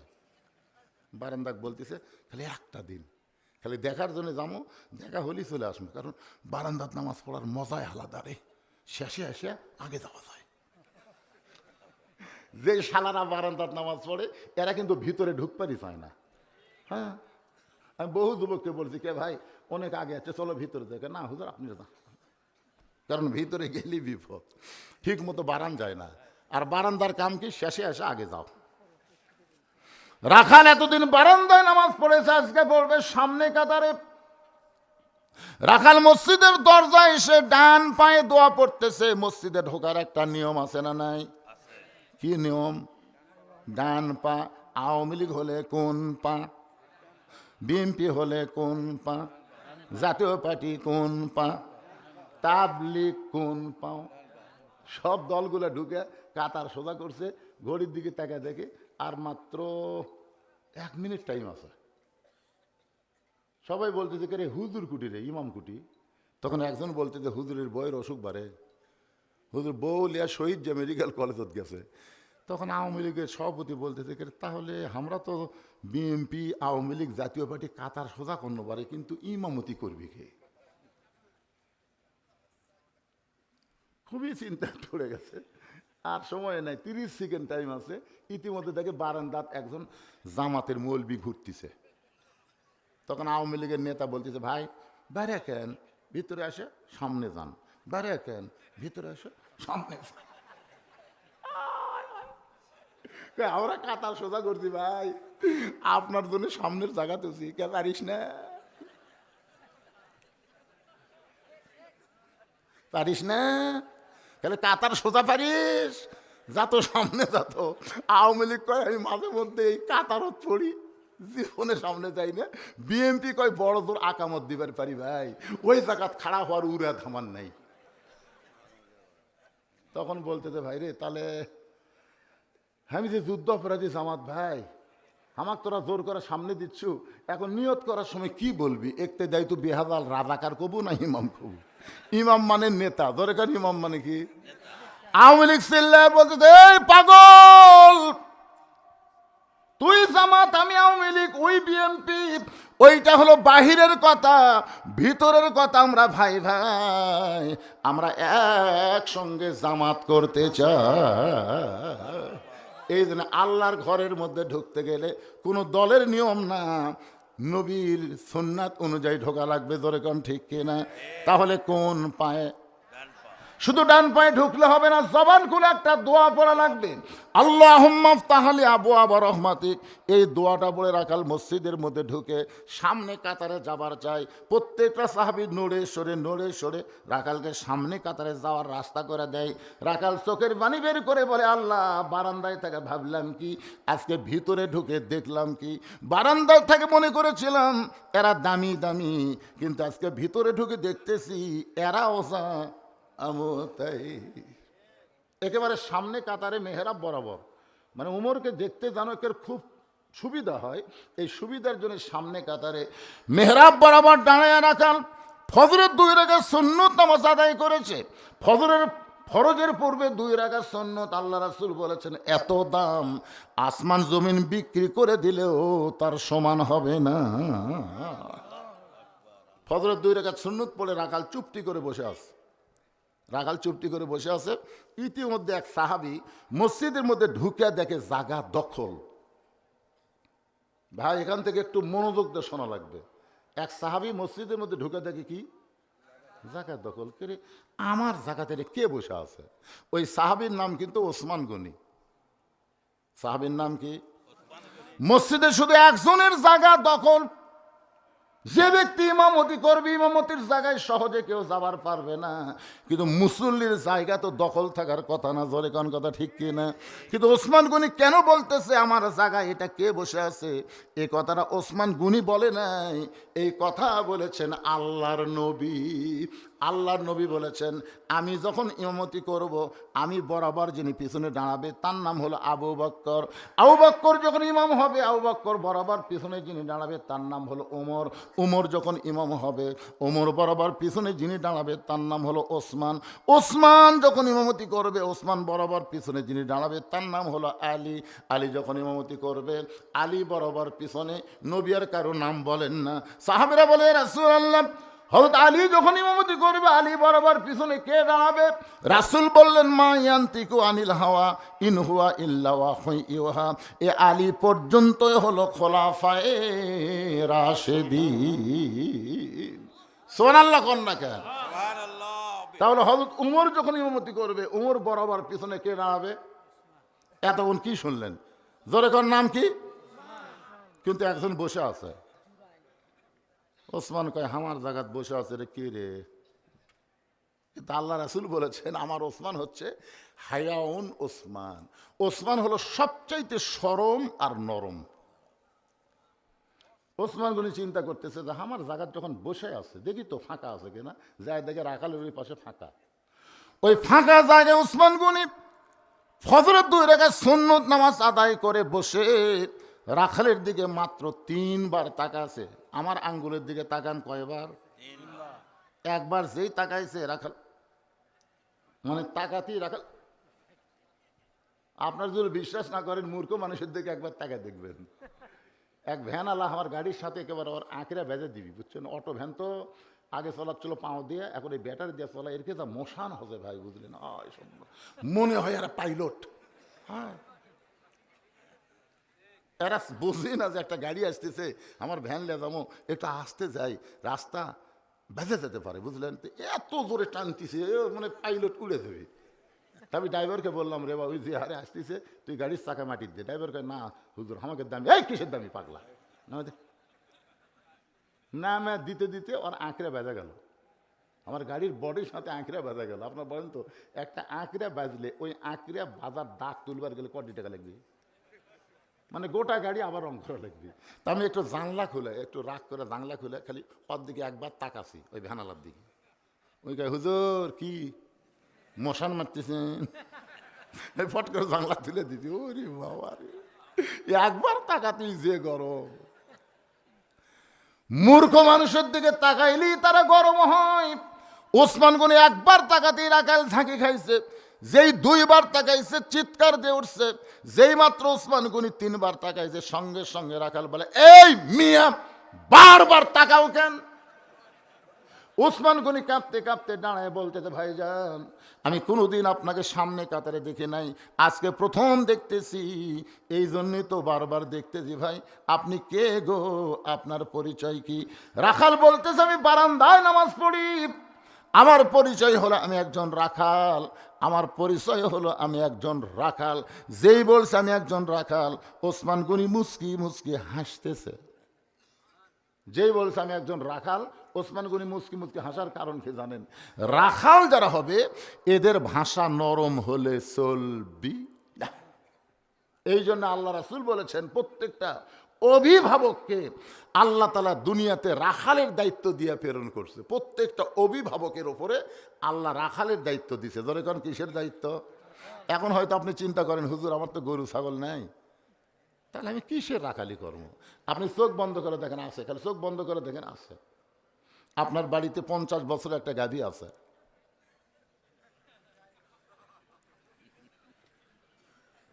মানে রূপও করতে বলতেছি।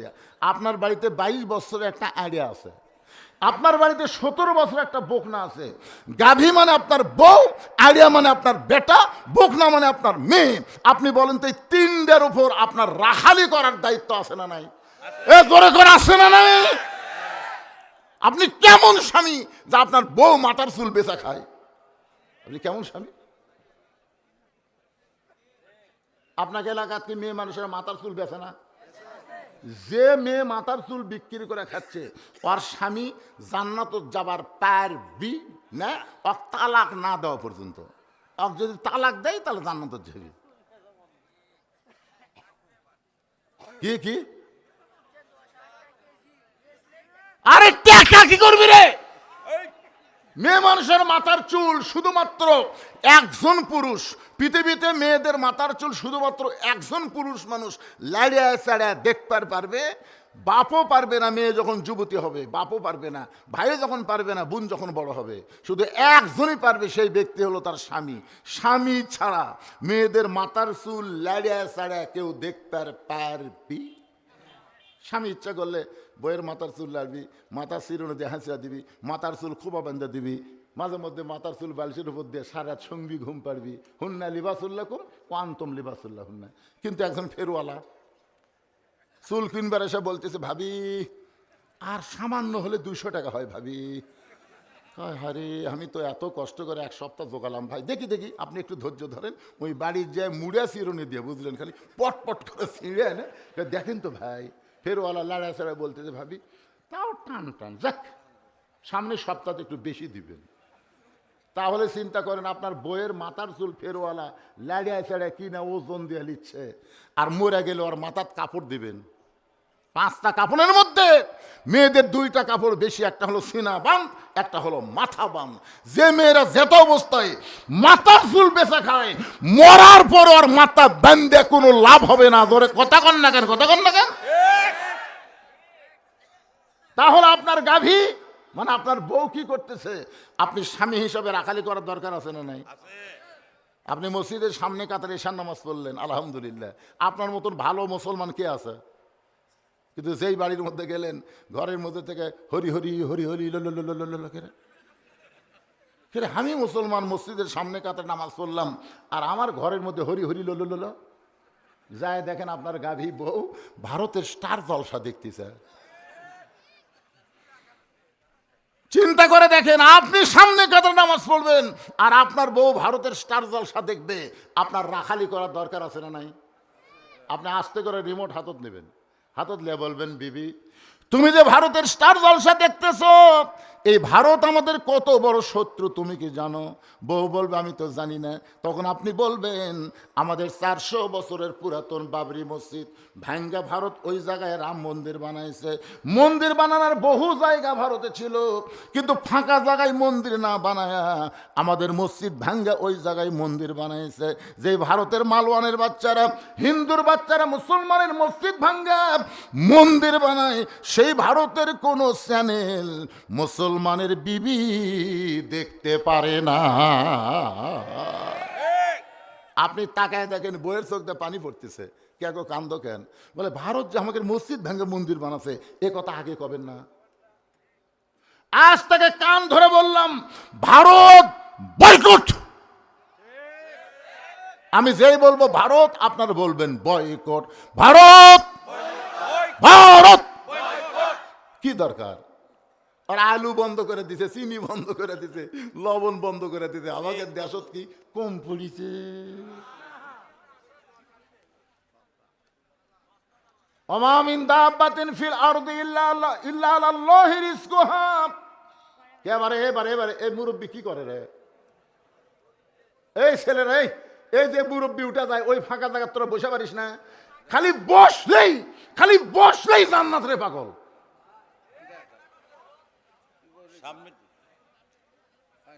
এই যে ময়নারা বসতেছে,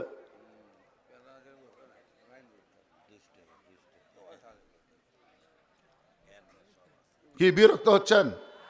তাহলে আপনার 22 বছরের একটা ছেলে আছে, আপনার 22 বছরের একটা ছেলে যাকে আমি বললাম আইডিয়া, এই ছেলের উপর আপনার রাখালি করার দরকার আছে না নাই? আপনার ছেলে কি করতেছে জানেন? সকালবেলা বাড়িতে বের হস, এমন একটা টাইট ফুল প্যান্ট পরিছে, টাইট। যে ফুল প্যান্ট, যে আমার সামনে এক বেটা বসে আছে, কেবা এই এটা বসে পেশাব করা যায়? হাসতেছেন কে? এই ফুল প্যান্ট পরে বসে পেশাব করা যাবি না। পেশাব করে গেলে চেন খুলবি আর মারবি। তো আপনার ছেলে শোনেন, পেশাব বসা করলে পেশাব কিরকম নিংড়িবি, আর দাঁড়ায় পেশাব করলে পেশাব কিরকম নিংড়া বোঝেন না? দাঁড়ায় পেশাব করলো, যখন মনে করলো পেশাব শেষ, এই মনে করলো চেন টানলো, এরপরেও 3 ফোঁটা পেশাব পড়বি। তাহলে দিনে যদি 3 বার পেশাব করে, 3 তিরিকে কত? তো 9 ফোঁটা পেশাব যদি ওই ছেলের ওই টাইট ফুল প্যানে পড়ে, তাহলে ওই পেশাব আস্তে আস্তে শুকে যাবি, ওই যন্ত্রের তাপ দিয়ে শুকে যাবি। তো শুকে গেলে আপনার কত পেশাব শুকে গেলে কি জীবাণু মরে না তাজা হয়? জীবাণু বেশি তাজা হয়ে যায়। ওই তাজা জীবাণু কি করে? ওই জায়গার যে যন্ত্রগুলো আছে, ওই যন্ত্রের মধ্যেই অ্যাটাক করে কিছুদিন পরে দেখবেন বেলে মাছের মতন হসে। ইন্ডিয়ান হার্বাল ছাড়া কাম হবি না। এই জন্য দেখবেন মাদ্রাসার ছেলে, মাদ্রাসার হুজুর, এদের বউ কি সুখে আছে, আর এই যারা ফুল প্যান্ট পরে টাইট ঠিক মতো পেশাব করে পানি লাই না, ওরকে বাড়ির মধ্যে কি বিপদ আছে যা শুনবেন। তাহলে আপনার ছেলের দিকে আপনার খেয়াল করার দরকার আছে না নাই? আপনার 17 বছরের একটা মেয়ে আছে, আপনার 17 বছরের মেয়েটা, আপনি দেখেন তো এই মেয়েটা কি করতেছে, হাইল পরে কিলকিল করে গোটা পাড়া ঘুরতেছে। আপনি বাবা হিসাবে আপনার মেয়ের উপরে রাখালি করার দরকার আছে না নাই? নবীর মেয়ের বয়স হলো মাত্র 9 বছর। মাত্র 9 বছরের ফাতেমা ঘরের মধ্যে বসে হাতের মধ্যে চুরি দিয়া মুসকি মুসকি হাসতেছে, হাতের মধ্যে চুরি দিয়া মুসকি মুসকি হাসে। মেয়েটার বয়স হলো মাত্র 9 বছর। আল্লাহ রাসূল ঘরের মধ্যে পা দিয়া, আর নবী ঘরের মধ্যে ঢুকলেন না। নবী ঘর থেকে যখন বাহিরে আসলেন, ফাতেমা চমকে গেল, যে বাবা ঘরের মধ্যে ঢুকে আমাকে মা মা বলে আদর করে, আর সেই বাবা ঘরের মধ্যে না ঢুকে বাইরে কেন? বারান্দায় গিয়ে দেখে নবীর চোখ দিয়ে দর দর করে পানি পড়তেছে। ফাতেমা হাঁটু গেড়ে বসে, 9 বছরের বাচ্চা হাঁটু গেড়ে বসে বলতেছে, বাবা আপনার চোখের মধ্যে পানি, কি দুঃখ আপনার, এমন করে কেন কাঁদতেছেন? রাসূল বলে, ফাতেমা, যে দুনিয়াতে সাজবে মা, আল্লাহ তার আখিরাতের সাজ কমায়া দিবে। বেশি ওয়াজ করা লাগে নাই, এইটুকু কথা বলার সঙ্গে সঙ্গে ফাতেমা হাতের 2টা চুড়ি খুলে মাটির ফাইলা দেয়। নবী দৌড়ে গিয়া চুড়ি 2টা করে জামার পকেটের মধ্যে ঢুকায়। ফাতেমা বলে, বাবা, যেই চুরি হাতে দেওয়ার কারণে আপনি বারান্দায় এসে কানলেন, আমি সেই চুরি ফেলে দিলাম, আপনি কেন কুড়ে পকেটের মধ্যে ঢুকাইলেন? রাসূল বলে, ফাতেমা রে, আয় আয়, তুই আমার কাছে আয়। ও ফাতেমা, তোর কি কখনো মনে হয় তোর বাবা বিশ্ব নবী বলে আল্লাহ তোকে জান্নাত দেবে? তোর বাবা বিশ্ব নবী বলে আল্লাহ তোরে জান্নাত দিবে, এই কথা কি কখনো মনে হয়? ফাতেমা বলতেছে, বাবা আমার সব সময় মনে হয় আমার বাবা বিশ্ব নবী বলে আল্লাহ আমাকে জান্নাত দেবে। রাসূল বলে, ফাতেমা রে, জান্নাতে যদি যাবার চাও মা, তাহলে তোমার বাবা বিশ্ব নবী হওয়ার কারণে জান্নাতে যেতে পারবা না। জান্নাতে যাইতে গেলে জান্নাতের আমল করে তোমাকে জান্নাতে যেতে হবে। এই কথা বলে নবী আর কিছুই বললেন না। কয়েক বছর পরে আল্লাহর নবীর কাছে ফাতেমা বললেন, বাবা ওই যে আমাকে বলেছেন জান্নাতে যাইতে গেলে জান্নাতের আমল করে জান্নাতে যাইতে হবে, আপনি তো আমলের কথা বললেন না। রাসূল বলে, ফাতেমা মেয়েদের জন্য মাত্র 4টা আমল করা লাগবে। 1 নম্বর আমল হলো 5 ওয়াক্ত নামাজ পড়বা। 24 ঘন্টার মধ্যে 5 বার নামাজ পড়লে নামাজের হক আদায় হবে। ও ফাতেমা, 12 মাসে 1 মাস রোজা রাখলে রোজার হক আদায় হবে। স্বামী যদি খেদমত চায় ফাতেমা, তাহলে স্বামীর খেদমত করবা, অযথা স্বামীর খেদমত করবা না। খেদমত করতে গেলে স্বামীর হুকুম লাগবে। স্বামী চাইলে খেদমত, না চাইলে না। আমার কথা কি বুঝলেন? স্বামী খেদমত চাইলে খেদমত করা লাগবে। অযথা কোনো বউ যদি স্বামীর খেদমত করে, বুঝবেন অতি ভক্তি। কথা কয় না, অতি ভক্তি। হঠাৎ যদি দেখেন আপনার বউ এসে আপনার ভুরু টিপতেছে, কপাল টিপতেছে, আপনার বাতাস করতেছে, আপনাকে এটা দিচ্ছে সেটা দিচ্ছে, তাহলে বুঝবেন ওই আজকে একটা অন্যায় ওয়াজ করবে। হঠাৎ ওয়াজটা কি হয়? আপনার মায়ের বিরুদ্ধে বলবি, না হয় আপনার বাপের বিরুদ্ধে বলবি, না হয় আপনার বোনের বিরুদ্ধে বলবি, না হয় আপনার ভাইয়ের বিরুদ্ধে বলবি, মানে আপনার যারা তাদের বিরুদ্ধে বলবি। চাপাত খালি লাগতেন উচিত শালা। জীবনে ওর বাপের বিরুদ্ধে, ওর মায়ের বিরুদ্ধে, ওর ভাইয়ের বিরুদ্ধে কোনোদিন কথা কয়? কথা কন না কেন? কথা কন না কেন? এই যে আমাকে 5 পীর মেলা গেল, 5 পীর মেলা গেল, আমার বউ এসে বলতেছে, এই মেলাত কিন্তু আমার বাপও কোয়া লাগবে, আমার মাও কোয়া লাগবে, আমার ভাইও কোয়া লাগবে, আমার বোনও কোয়া লাগবে, আমার বোনের স্বামী কোয়া লাগবে। আমি লিস্টি করল, তারপরে বললাম আর কাক কোয়া লাগবে? আচ্ছা না, অত তো কারণ আমি আজ থেকে উঠে দেয় আমার শোকে যে ধরো তো একটা লাঠি আসলো, বুঝছেন? ওই লাঠিটা নিয়ে এসে আমি বললাম আর কাক। আমার আপনার কথা, আপনার গুলোর কথা তখন মনে থাকে না, তোর গুলোর কথা মনে থাকে, আমারটা বললে কি হলো? এই শালীরা এত খারাপ, হাসতেছেন। এই জন্য আল্লাহ রাসূল বলেছেন, ফাতেমা স্বামী যখন খেদমত চাবে তখন স্বামীর খেদমত করবা, অযথা স্বামীর খেদমত কইরো না। ফাতেমা রে, মেয়েদের জন্য 4 নম্বর আমল হলো সতীত্বের হেফাজত, পর্দা করা। ও ফাতেমা, এটার কোনো অক্ত নাই, এটা সব সময় ফরজ। আমার মায়েরা যারা পর্দার অন্তর আছেন, মা একটু মনোযোগ দিয়ে শুনবেন। এই পর্দা সম্পর্কে আল্লাহ বলেছেন, অকরনা ফি বুয়ুতিকুন্না ওয়ালা তাবাররাজনা তাবাররুজাল জাহিলিয়াতিল উলা। ওসমান গনি আস্তে করে বসে বলতে, ভাই কোনোদিন আপনাকে সামনে কাতারে দেখিনি তো, আজকে প্রথম দেখতেছি ভাই, এই জন্য 3 বার দেখছি ভাই রে। রাখাল বলতেছে, আমার এখানে আসার কি ঠেকা? আমার যে তুমি দেখতে প্রতিদিন, আমার এখানে এসে ঠেকা কি? আমি বারান্দার নামাজ পড়ি রে, আমি আজকে সামনে কাতার আছি খালি দেখার জন্য, দেখা হয়ে গেলে আর আমার ঠেকাও পড়েনি।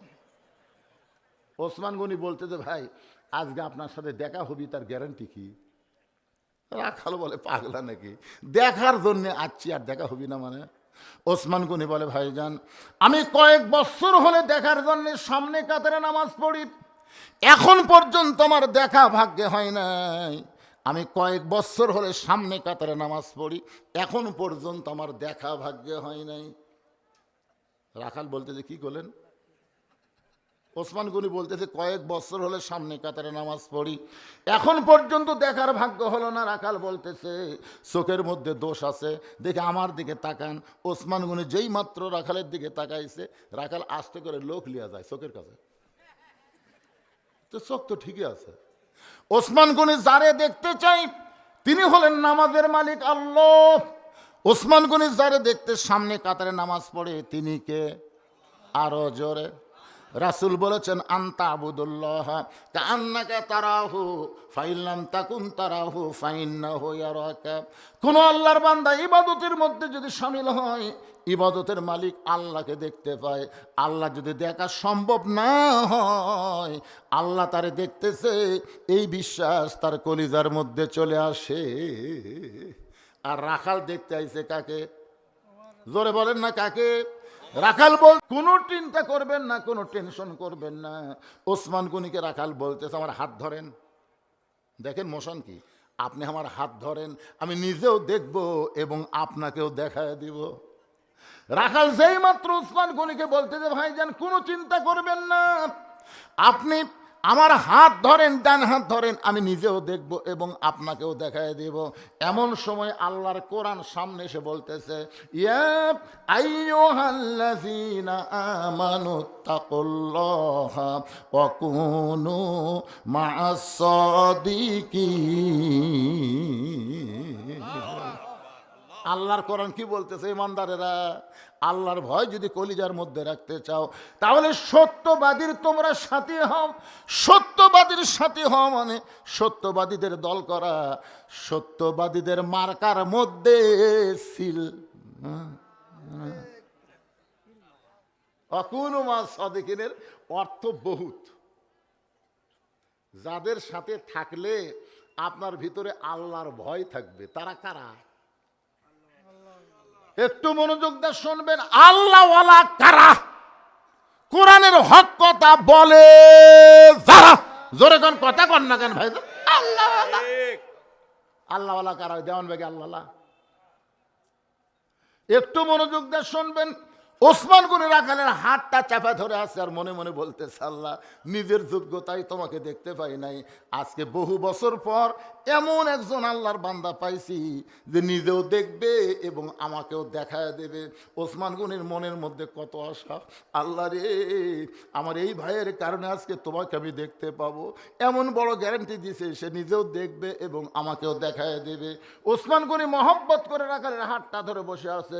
কিছুক্ষণ পর যখন আকামত শুরু হইল, জামাত যখন শুরু হবে, আকামত শুরু, সঙ্গে সঙ্গে রাখাল ওসমান গনি দাঁড়াইছে। মুয়াজ্জিন যখন আকামত দেয় এমন সময় হযরত ওমর মেহরাবের মধ্যে ঢুকতেছে। আপনারা হয়তো বলবেন হযরত ওমর কোন দিক দিয়ে মেহরাবে ঢুকলো? দরজা দিয়ে ঢুকলো না? যখন কোরআন দিয়ে রাষ্ট্র চলবে তখন ইমামকে দরজা দিয়ে ঢোকা লাগবে না, মেহরাব বরাবর ছোট্ট একটা দরজা থাকবে, ওই দরজা দিয়ে ইমাম ঢুকবে। কারণ ইমাম শুধু ইমাম না, ইমাম হলো একজন নেতা। হযরত ওমর যেই মেহরাবের মধ্যে ঢুকছে, ওসমান গনি রাখালের ডান হাতটা ধরে আছে আর মুয়াজ্জিন আকামত দেয়। এমন সময় রাখাল খালি আঙ্গুল তুলে,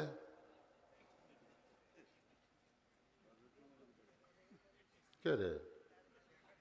ই তো আমার খুলো। উমর যদি দেখবার চাওতে সামনে কাতার যায়, তো উমর দেখবার আসে এই মাল কাইটি আঙ্গুল আঙ্গুল জোগাচার চিন্তা করতেছে। যেই মুয়াজ্জিন কত কামাদিস সালা বলেছে, সঙ্গে সঙ্গে রাখাল আল্লাহু আকবার। রাখাল যে আল্লাহু আকবার কইছে, সঙ্গে সঙ্গে ওসমান গনি হাত ছাড়া দিস। হাত ছাড়া দিয়ে বলতেছে ভাইজান, ইমাম যদি ভুল করে তাহলে মুসল্লি লোকমা দেয়, এখন পর্যন্ত আকামতি শেষ হয় নাই আর তুমি আল্লাহু আকবার লোকমা দিলা। রাখাল বলে এই জন্যই তো তুই কানা, এত বছর হলে সামনে কাতারে নামাজ পড়ি, এখন পর্যন্ত দেখবার পাস না। রে পাগল, আমি কি জন্য লোকমা দিলাম তুই কি জানিস না? দ্বিতীয় কাতারে একজন সাহাবী দৌড়ে এসে রাখালের হাতটা হ্যাঁচকা টান দে, বলে পাগল, এতক্ষণ যে তোর হাতটা ধরে দাঁড়িয়েছিল, এতক্ষণ যেই মহামানব তোর হাতটা ধরে দাঁড়িয়েছিল, যাকে তুই কানা কানা বলে তিরস্কার করতেছিস, তুই কি জানিস এই মহান ব্যক্তিকে? এই মহান ব্যক্তি হলেন আল্লাহর নবীর ডবল জামা। রাখাল থর থর করে কাঁপে আর বলে এই জন্যই তো বারান্দার নামাজ পড়ি, এই জন্যে মসজিদের ভিতরে ঢোকার সাহস পাই না। মসজিদের মধ্যে দামি দামি সাহাবী, ওই দামি দামি সাহাবীর মধ্যে আমি একজন সাধারণ রাখাল কেমনে ঢুকি ভাই? কিন্তু ওই পথিক আমার সর্বনাশ করেছে। ওমর ফারুকের দিকে আঙ্গুল তুলে রাখাল বলতেছে, ওই পথিক আমার সর্বনাশ করেছে। ওই পথিক আমারে কইছে, ওমরকে যদি দেখবার চাও তাহলে সামনে কাতারে দাঁড়াইলাম মেহরাবের মধ্যে, যেই মানুষটাকে ইমামতি করতে দেখবে সেই মানুষটি হযরত ওমর। আমার সারা জীবনের সাধনা যে ওমর আল্লাহর কোরআন দিয়ে রাষ্ট্র চলায়, আর কোরআন দিয়ে রাষ্ট্র চালানোর কারণে আমি রাখাল না দেখে আল্লাহকে কলিজার মধ্যে জায়গা দিবার পারছি। সেই হযরত উমরকে খালি একটা বারের জন্য দেখতে চাই, শুধুমাত্র হযরত উমরকে দেখার জন্য আজকে আমি সামনে কাতারে ভাই। কিন্তু উমরের জায়গায় যদি ওই প্রতীককেই আমি দেখতে পাই, তাহলে তোমরাই বলো লোকমা দেওয়া ছাড়া তো আমার উপায় নাই। আমি আল্লাহ আকবার লোকমা দিব, ওই প্রতীককে মেহরাব থেকে তাড়ায় দিয়া ওই জায়গায় হযরত উমরকে আমি এক নজর দেখতে চাই।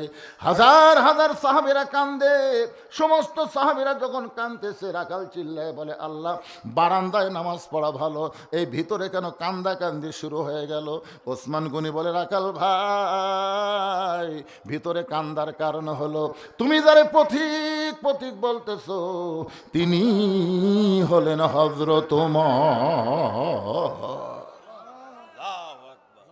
গাছের গোড়া কাটলে গাছটা যেমন পড়ে যায়, রাখাল তেমনি মেহরাবের মধ্যে পড়ে গিয়া কাটা মুরগির মতন ছটফট করতেছে আর বলতেছে, আমির আল মুমিনিন, আমি আপনাকে তওবা পড়াইছি, আমি আপনাকে মুনাফিক কইছি, আমি আপনাকে ভণ্ড কইছি গো আমির। অদম রাখালকে আপনি কিছুই বলেন নাই। সঙ্গে সঙ্গে হাজার হাজার সাহাবীরা চিল্লায় বলতেছে, কে রে, কে রে মেহরাবের মধ্যে কারে তওবা পড়াইছে, কারে মুনাফিক কইছে, কারে ভণ্ড কইছে, কে রে? এমন ভাবে সবাই যখন চিৎকার দেয়, ওমর ফারুক কোরআন থেকে একটা আয়াত তেলাওয়াত করলেন, আতিউল্লাহ ওয়া আতিউর রাসূল ও উলিল আমরি মিনকুম, আল্লাহর আনুগত্য করো, নবীর অনুসরণ করো, আমি যদি তোমাদের আমির হই আমাকে কি তোমরা মানো? সমস্ত সাহাবীরা বলতেছে 100 বার মানে, 1000 বার মানি। ওমর ফারুক বললেন, তাহলে শোনো, যেই লোকটা আমাকে তওবা পড়ানোর কথা বলতেছে, যেই লোকটা আমাকে মুনাফিকের কথা বলতেছে, যেই লোকটা আমাকে ভণ্ডের কথা বলতেছে, অবশ্যই নামাজের পরে এর বিচার হবে। আর এর বিচার মানুষের আইন দেওয়া হবে না, এর বিচার হবে আল্লাহর কোরআন দিয়া। তোমরা কি আল্লাহর কোরআনের বিচার দেখবার চাও? কারা কারা চান? আল্লাহকে একটু হাত দেখান তো দেখি। লিল্লাহে তাকবীর, হাত নামান, হাত নামান। উমর ফারুক বললেন, তোমরা কি এই রাখালের বিচার আল্লাহর কোরআনে দেখবার চাও? সমস্ত সাহাবীরা 2 হাত তুলে বললেন, 100 বার দেখবার চাই। জোরে কর না সুবহানাল্লাহ। সমস্ত রাখালকে বললেন, তাহলে 5টা মিনিট সময় দেওয়া লাগবে, কারণ নামাজের আকামত যখন শুরু হয়ে গেছে, ফজরের নামাজের আকামত শুরু হয়ে গেলে আগে নামাজ না আগে বিচার? জোরে কোন, আগে নামাজ না আগে বিচার? তো এই জন্যে এই ফজরের 2 রাকাত নামাজ পড়াতে যতক্ষণ লাগবে, ওমর ফারুক বললেন, নামাজ শেষ করি, আমাকে তওবা পড়াছে, আমাকে মুনাফিক কইছে, আমারে ভণ্ড কইছে, এর বিচার হবে আল্লাহর কোরআন দিয়ে। সবাই তো খালি আল্লাহর কোরআনের বিচার দেখার জন্য, আপনারাও দেখবেন না ভাইজান? তবে 5টা মিনিট একটু ধৈর্য ধরা লাগবে। এই মসজিদের উন্নয়ন কল্পে আপনাদের কাছে ব্যাগ যাবি, রুমাল যাবি। হয়তো বলবেন, হুজুর একবার ব্যাগ দিছে আবার ব্যাগ। আমাদের এলাকায় যে গরুর একবার দুধ হয় না, সেই গরু 2 পানান দেয়। কয় পানান দেয়? 1 পানানে দুধ হয় না, আবার বাছুর ছেড়ে আবার। একজন উঠবেন না, আমার কলজা ভরে গেছে। 2-1জন লোক উঠিছে, আবার পরে এসে শেষ দিকে তারা বসেছে। আজকের মাহফিলটা এলাকার জন্য একটা বরকতময় মাহফিল হয়ে যাবে ইনশাআল্লাহ। ভাইজান, এই ব্যাগলে রুমাল্লে যান। আর মসজিদের জন্য রওজুখানা করতে হবে, সিমেন্ট লাগবে 10 বস্তা, 5 বস্তা, 1 বস্তা করে সিমেন্ট যারা দিবেন, এখানে কাগজ।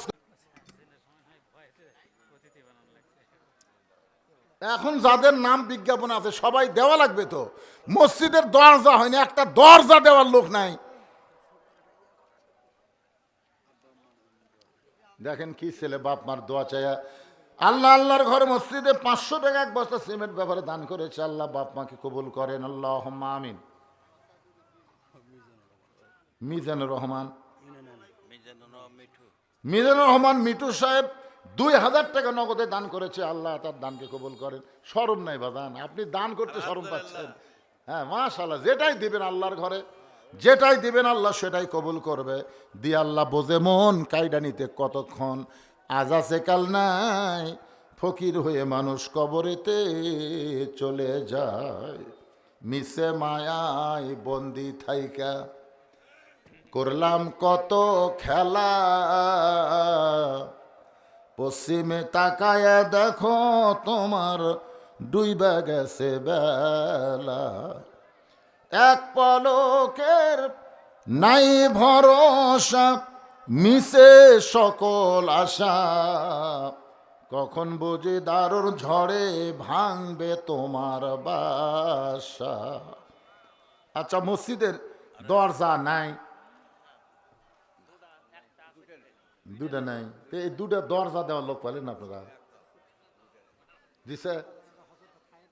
হ্যাঁ, একটা দরজা দেয়নি, স্টিলের একটা দরজার অবস্থা। স্টিলের একটা দরজা কত টাকা লাগবে?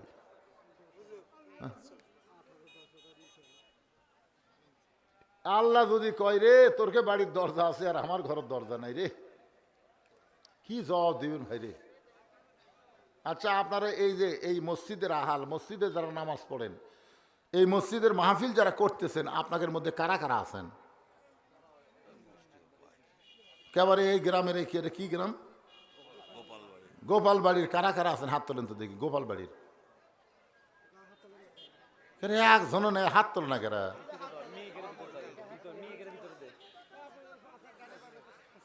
আচ্ছা ঠিক আছে, বেড়ার কারা কারা আছেন? গোপাল বাড়ির বাহিরের কারা কারা?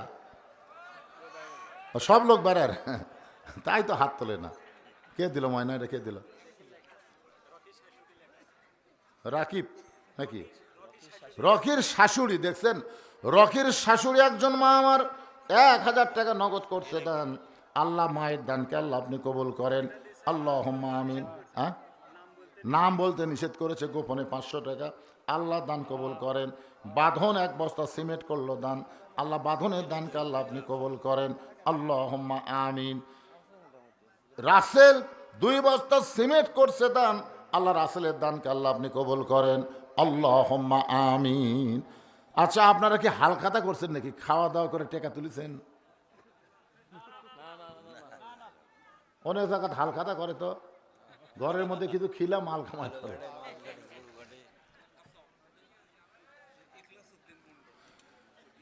বিশেষ অতিথি ইখলাস উদ্দিন মন্ডল 1000 টাকা দান করেছে, আল্লাহ তার দানকে কবুল করেন, আল্লাহুম্মা আমিন। জুয়েল গোপালবাড়ি 1 বস্তা সিমেন্ট করছে দান, শামীম 1 বস্তা সিমেন্ট দান করেছে, আল্লাহ কবুল করেন।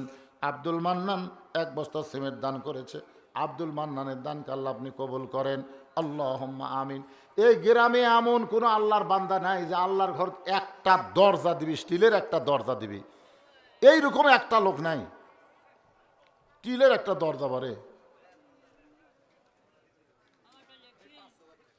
একটা দরজা দিলে কি হবে? আব্দুর রশিদ সাহেব 5000 টাকা দান করবে, আল্লাহ তার দান কবুল করেন, আল্লাহুম্মা আমিন। এই মুরব্বী কি দিবার চাই এবারে? মুরব্বী আরো 2-1টা কলমিয়া করলাম।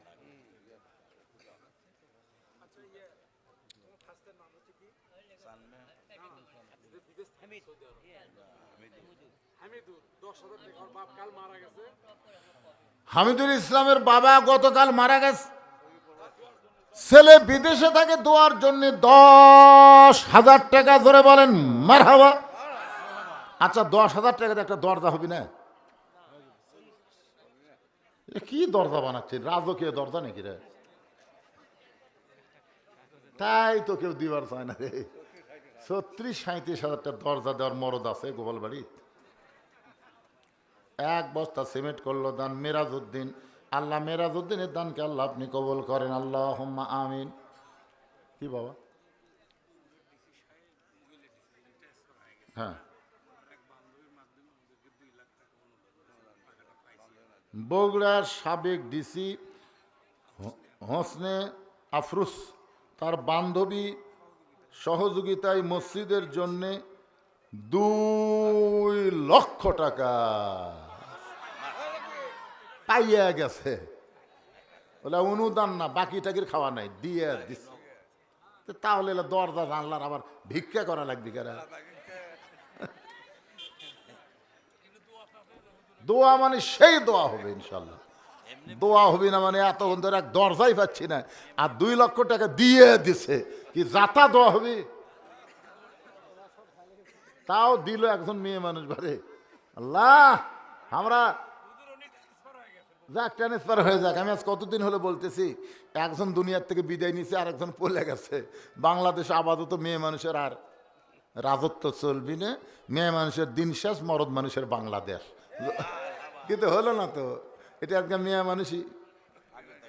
ও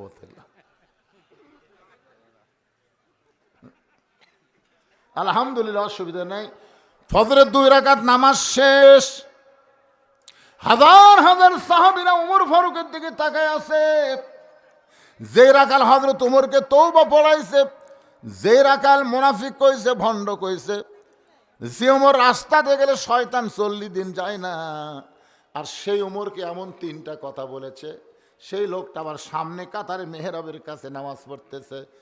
নামাজ শেষ করার পরে সমস্ত দিকে তাকায় আছে। আল্লাহর কোরআনের বিচার, ইন্নাল্লাহা ইয়ামুরুকুম আন তুআদ্দুল আমানাতি ইলা আহলিহা ওয়া ইযা হাকামতুম বাইনান নাস আন তাহকুমু বিল আদল। যেরকম আল্লাহু আকবার।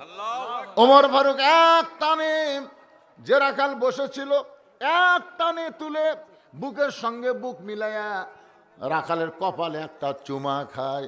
সমস্ত সাহাবীরা বলে, আমির আল মুমিনিন, বিচারের নামে আপনি কি করলেন? বুকের সঙ্গে চাপে ধরে তার কপালে চুমা দিয়ে আপনি কি বুঝাইলেন? ওমর ফারুক বলে, সাহাবীরা রে, এই রাখালের এত কথা হজম করার পিছনে একটাই মাত্র কারণ, আমি রাখালকে দেখি নাই, রাখালের ভিতর আমার আল্লাহর কোরআন দেখা যায়। এখন আপনারা বলেন, এই কোরআন কি শোনার জন্যই না দেখার জন্যে? কথা কন না কেন? শোনার জন্যে না দেখার জন্যে? শুনেছে আবু জেহেল আর দেখাইছে আবু বক্কর। আমরা আবু জেহেলের দলে থাকব না আবু বক্করের দলে থাকব? আবু বক্করের দলে যদি থাকতে চাই, সব দেখা হলো শেষ, আগামীতে দেখবো আল্লাহর কোরআনের বাংলা। নিয়ত করতে অসুবিধা আছে? নিয়ত করেন তো, দেখা যাক কি হয়।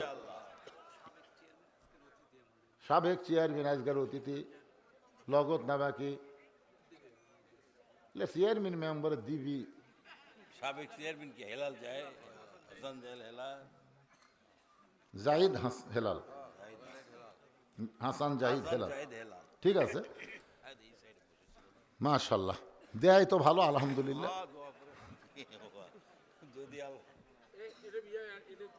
এটা কি বাবা? 1 বছর সিমেন্ট, সবাই দিবেন, সবাই দিবেন।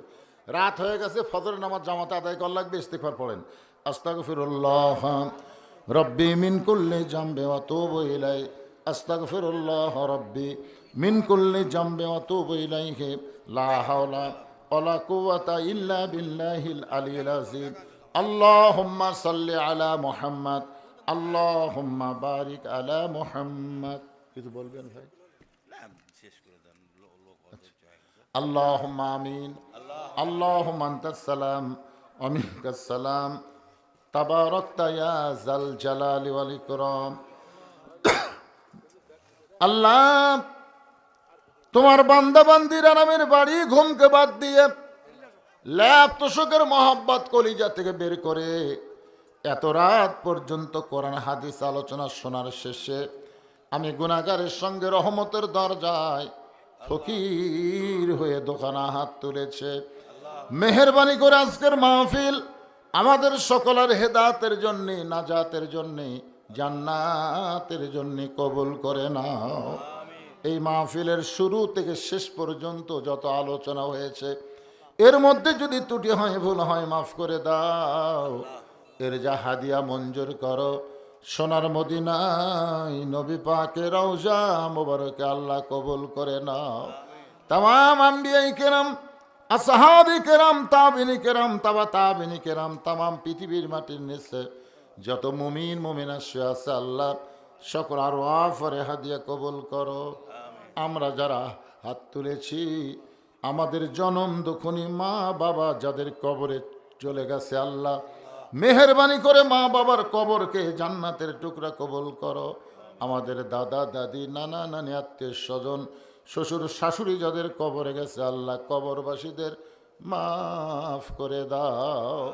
আল্লাহ গোপাল বাড়ির মসজিদকে কিয়ামত পর্যন্ত কবুল করে নাও।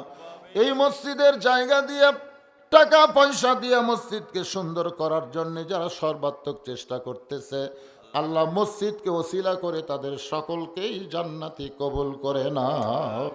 মসজিদ কমিটির সম্মানিত সভাপতি, সহসভাপতি, সেক্রেটারি, ক্যাশিয়ার, মসজিদের খতিব, ইমাম, মুয়াজ্জিন, মুসল্লি সকলকে আল্লাহ তুমি কবুল করে নাও। আজকের মাহফিলের সম্মানিত সভাপতিকে আল্লাহ তুমি কবুল করো, সহসভাপতিদের কবুল করো, প্রধান অতিথি কবুল করো, বিশেষ অতিথিদের আল্লাহ তুমি কবুল করো, আলেম ওলামাদের কবুল করো, হাফেজকারীদের কবুল করো, হাদিস সাহেবদের কবুল করো, মুরব্বীদের কবুল করো, যুবকদের কবুল করো, কচি কাঁচা বাচ্চাদের কবুল করো। আমার মা বোনেরা পর্দার অন্তরালে বসে আবেদা সালিহা ফাতেমার চরিত্র তাদেরকে দান করে দাও। আমি অসুস্থ, আমার মতো অসুস্থ অবস্থায় যারা হাত তুলেছে সবাইকে আল্লাহ সুস্থতার নিয়ামত দান করে দাও। কে কোন নিয়ত করে হাত তুলেছে আল্লাহ সকলের নেক নিয়ত নেগাসাকে তুমি কবুল করো। যেদিন আমাদের মৃত্যু হবে দিনটা যেন জুমার দিন হয়, মাসটা যেন রমজান মাস হয়। ইমানের সাথে ইজ্জতের সাথে এই দুনিয়া থেকে বিদায় নেওয়ার কালে আমাদের সকলের জবানে তুমি জারি করে দিও লা ইলাহা ইল্লাল্লাহু মুহাম্মাদুর রাসূলুল্লাহ সাল্লাল্লাহু আলাইহি সাল্লাম।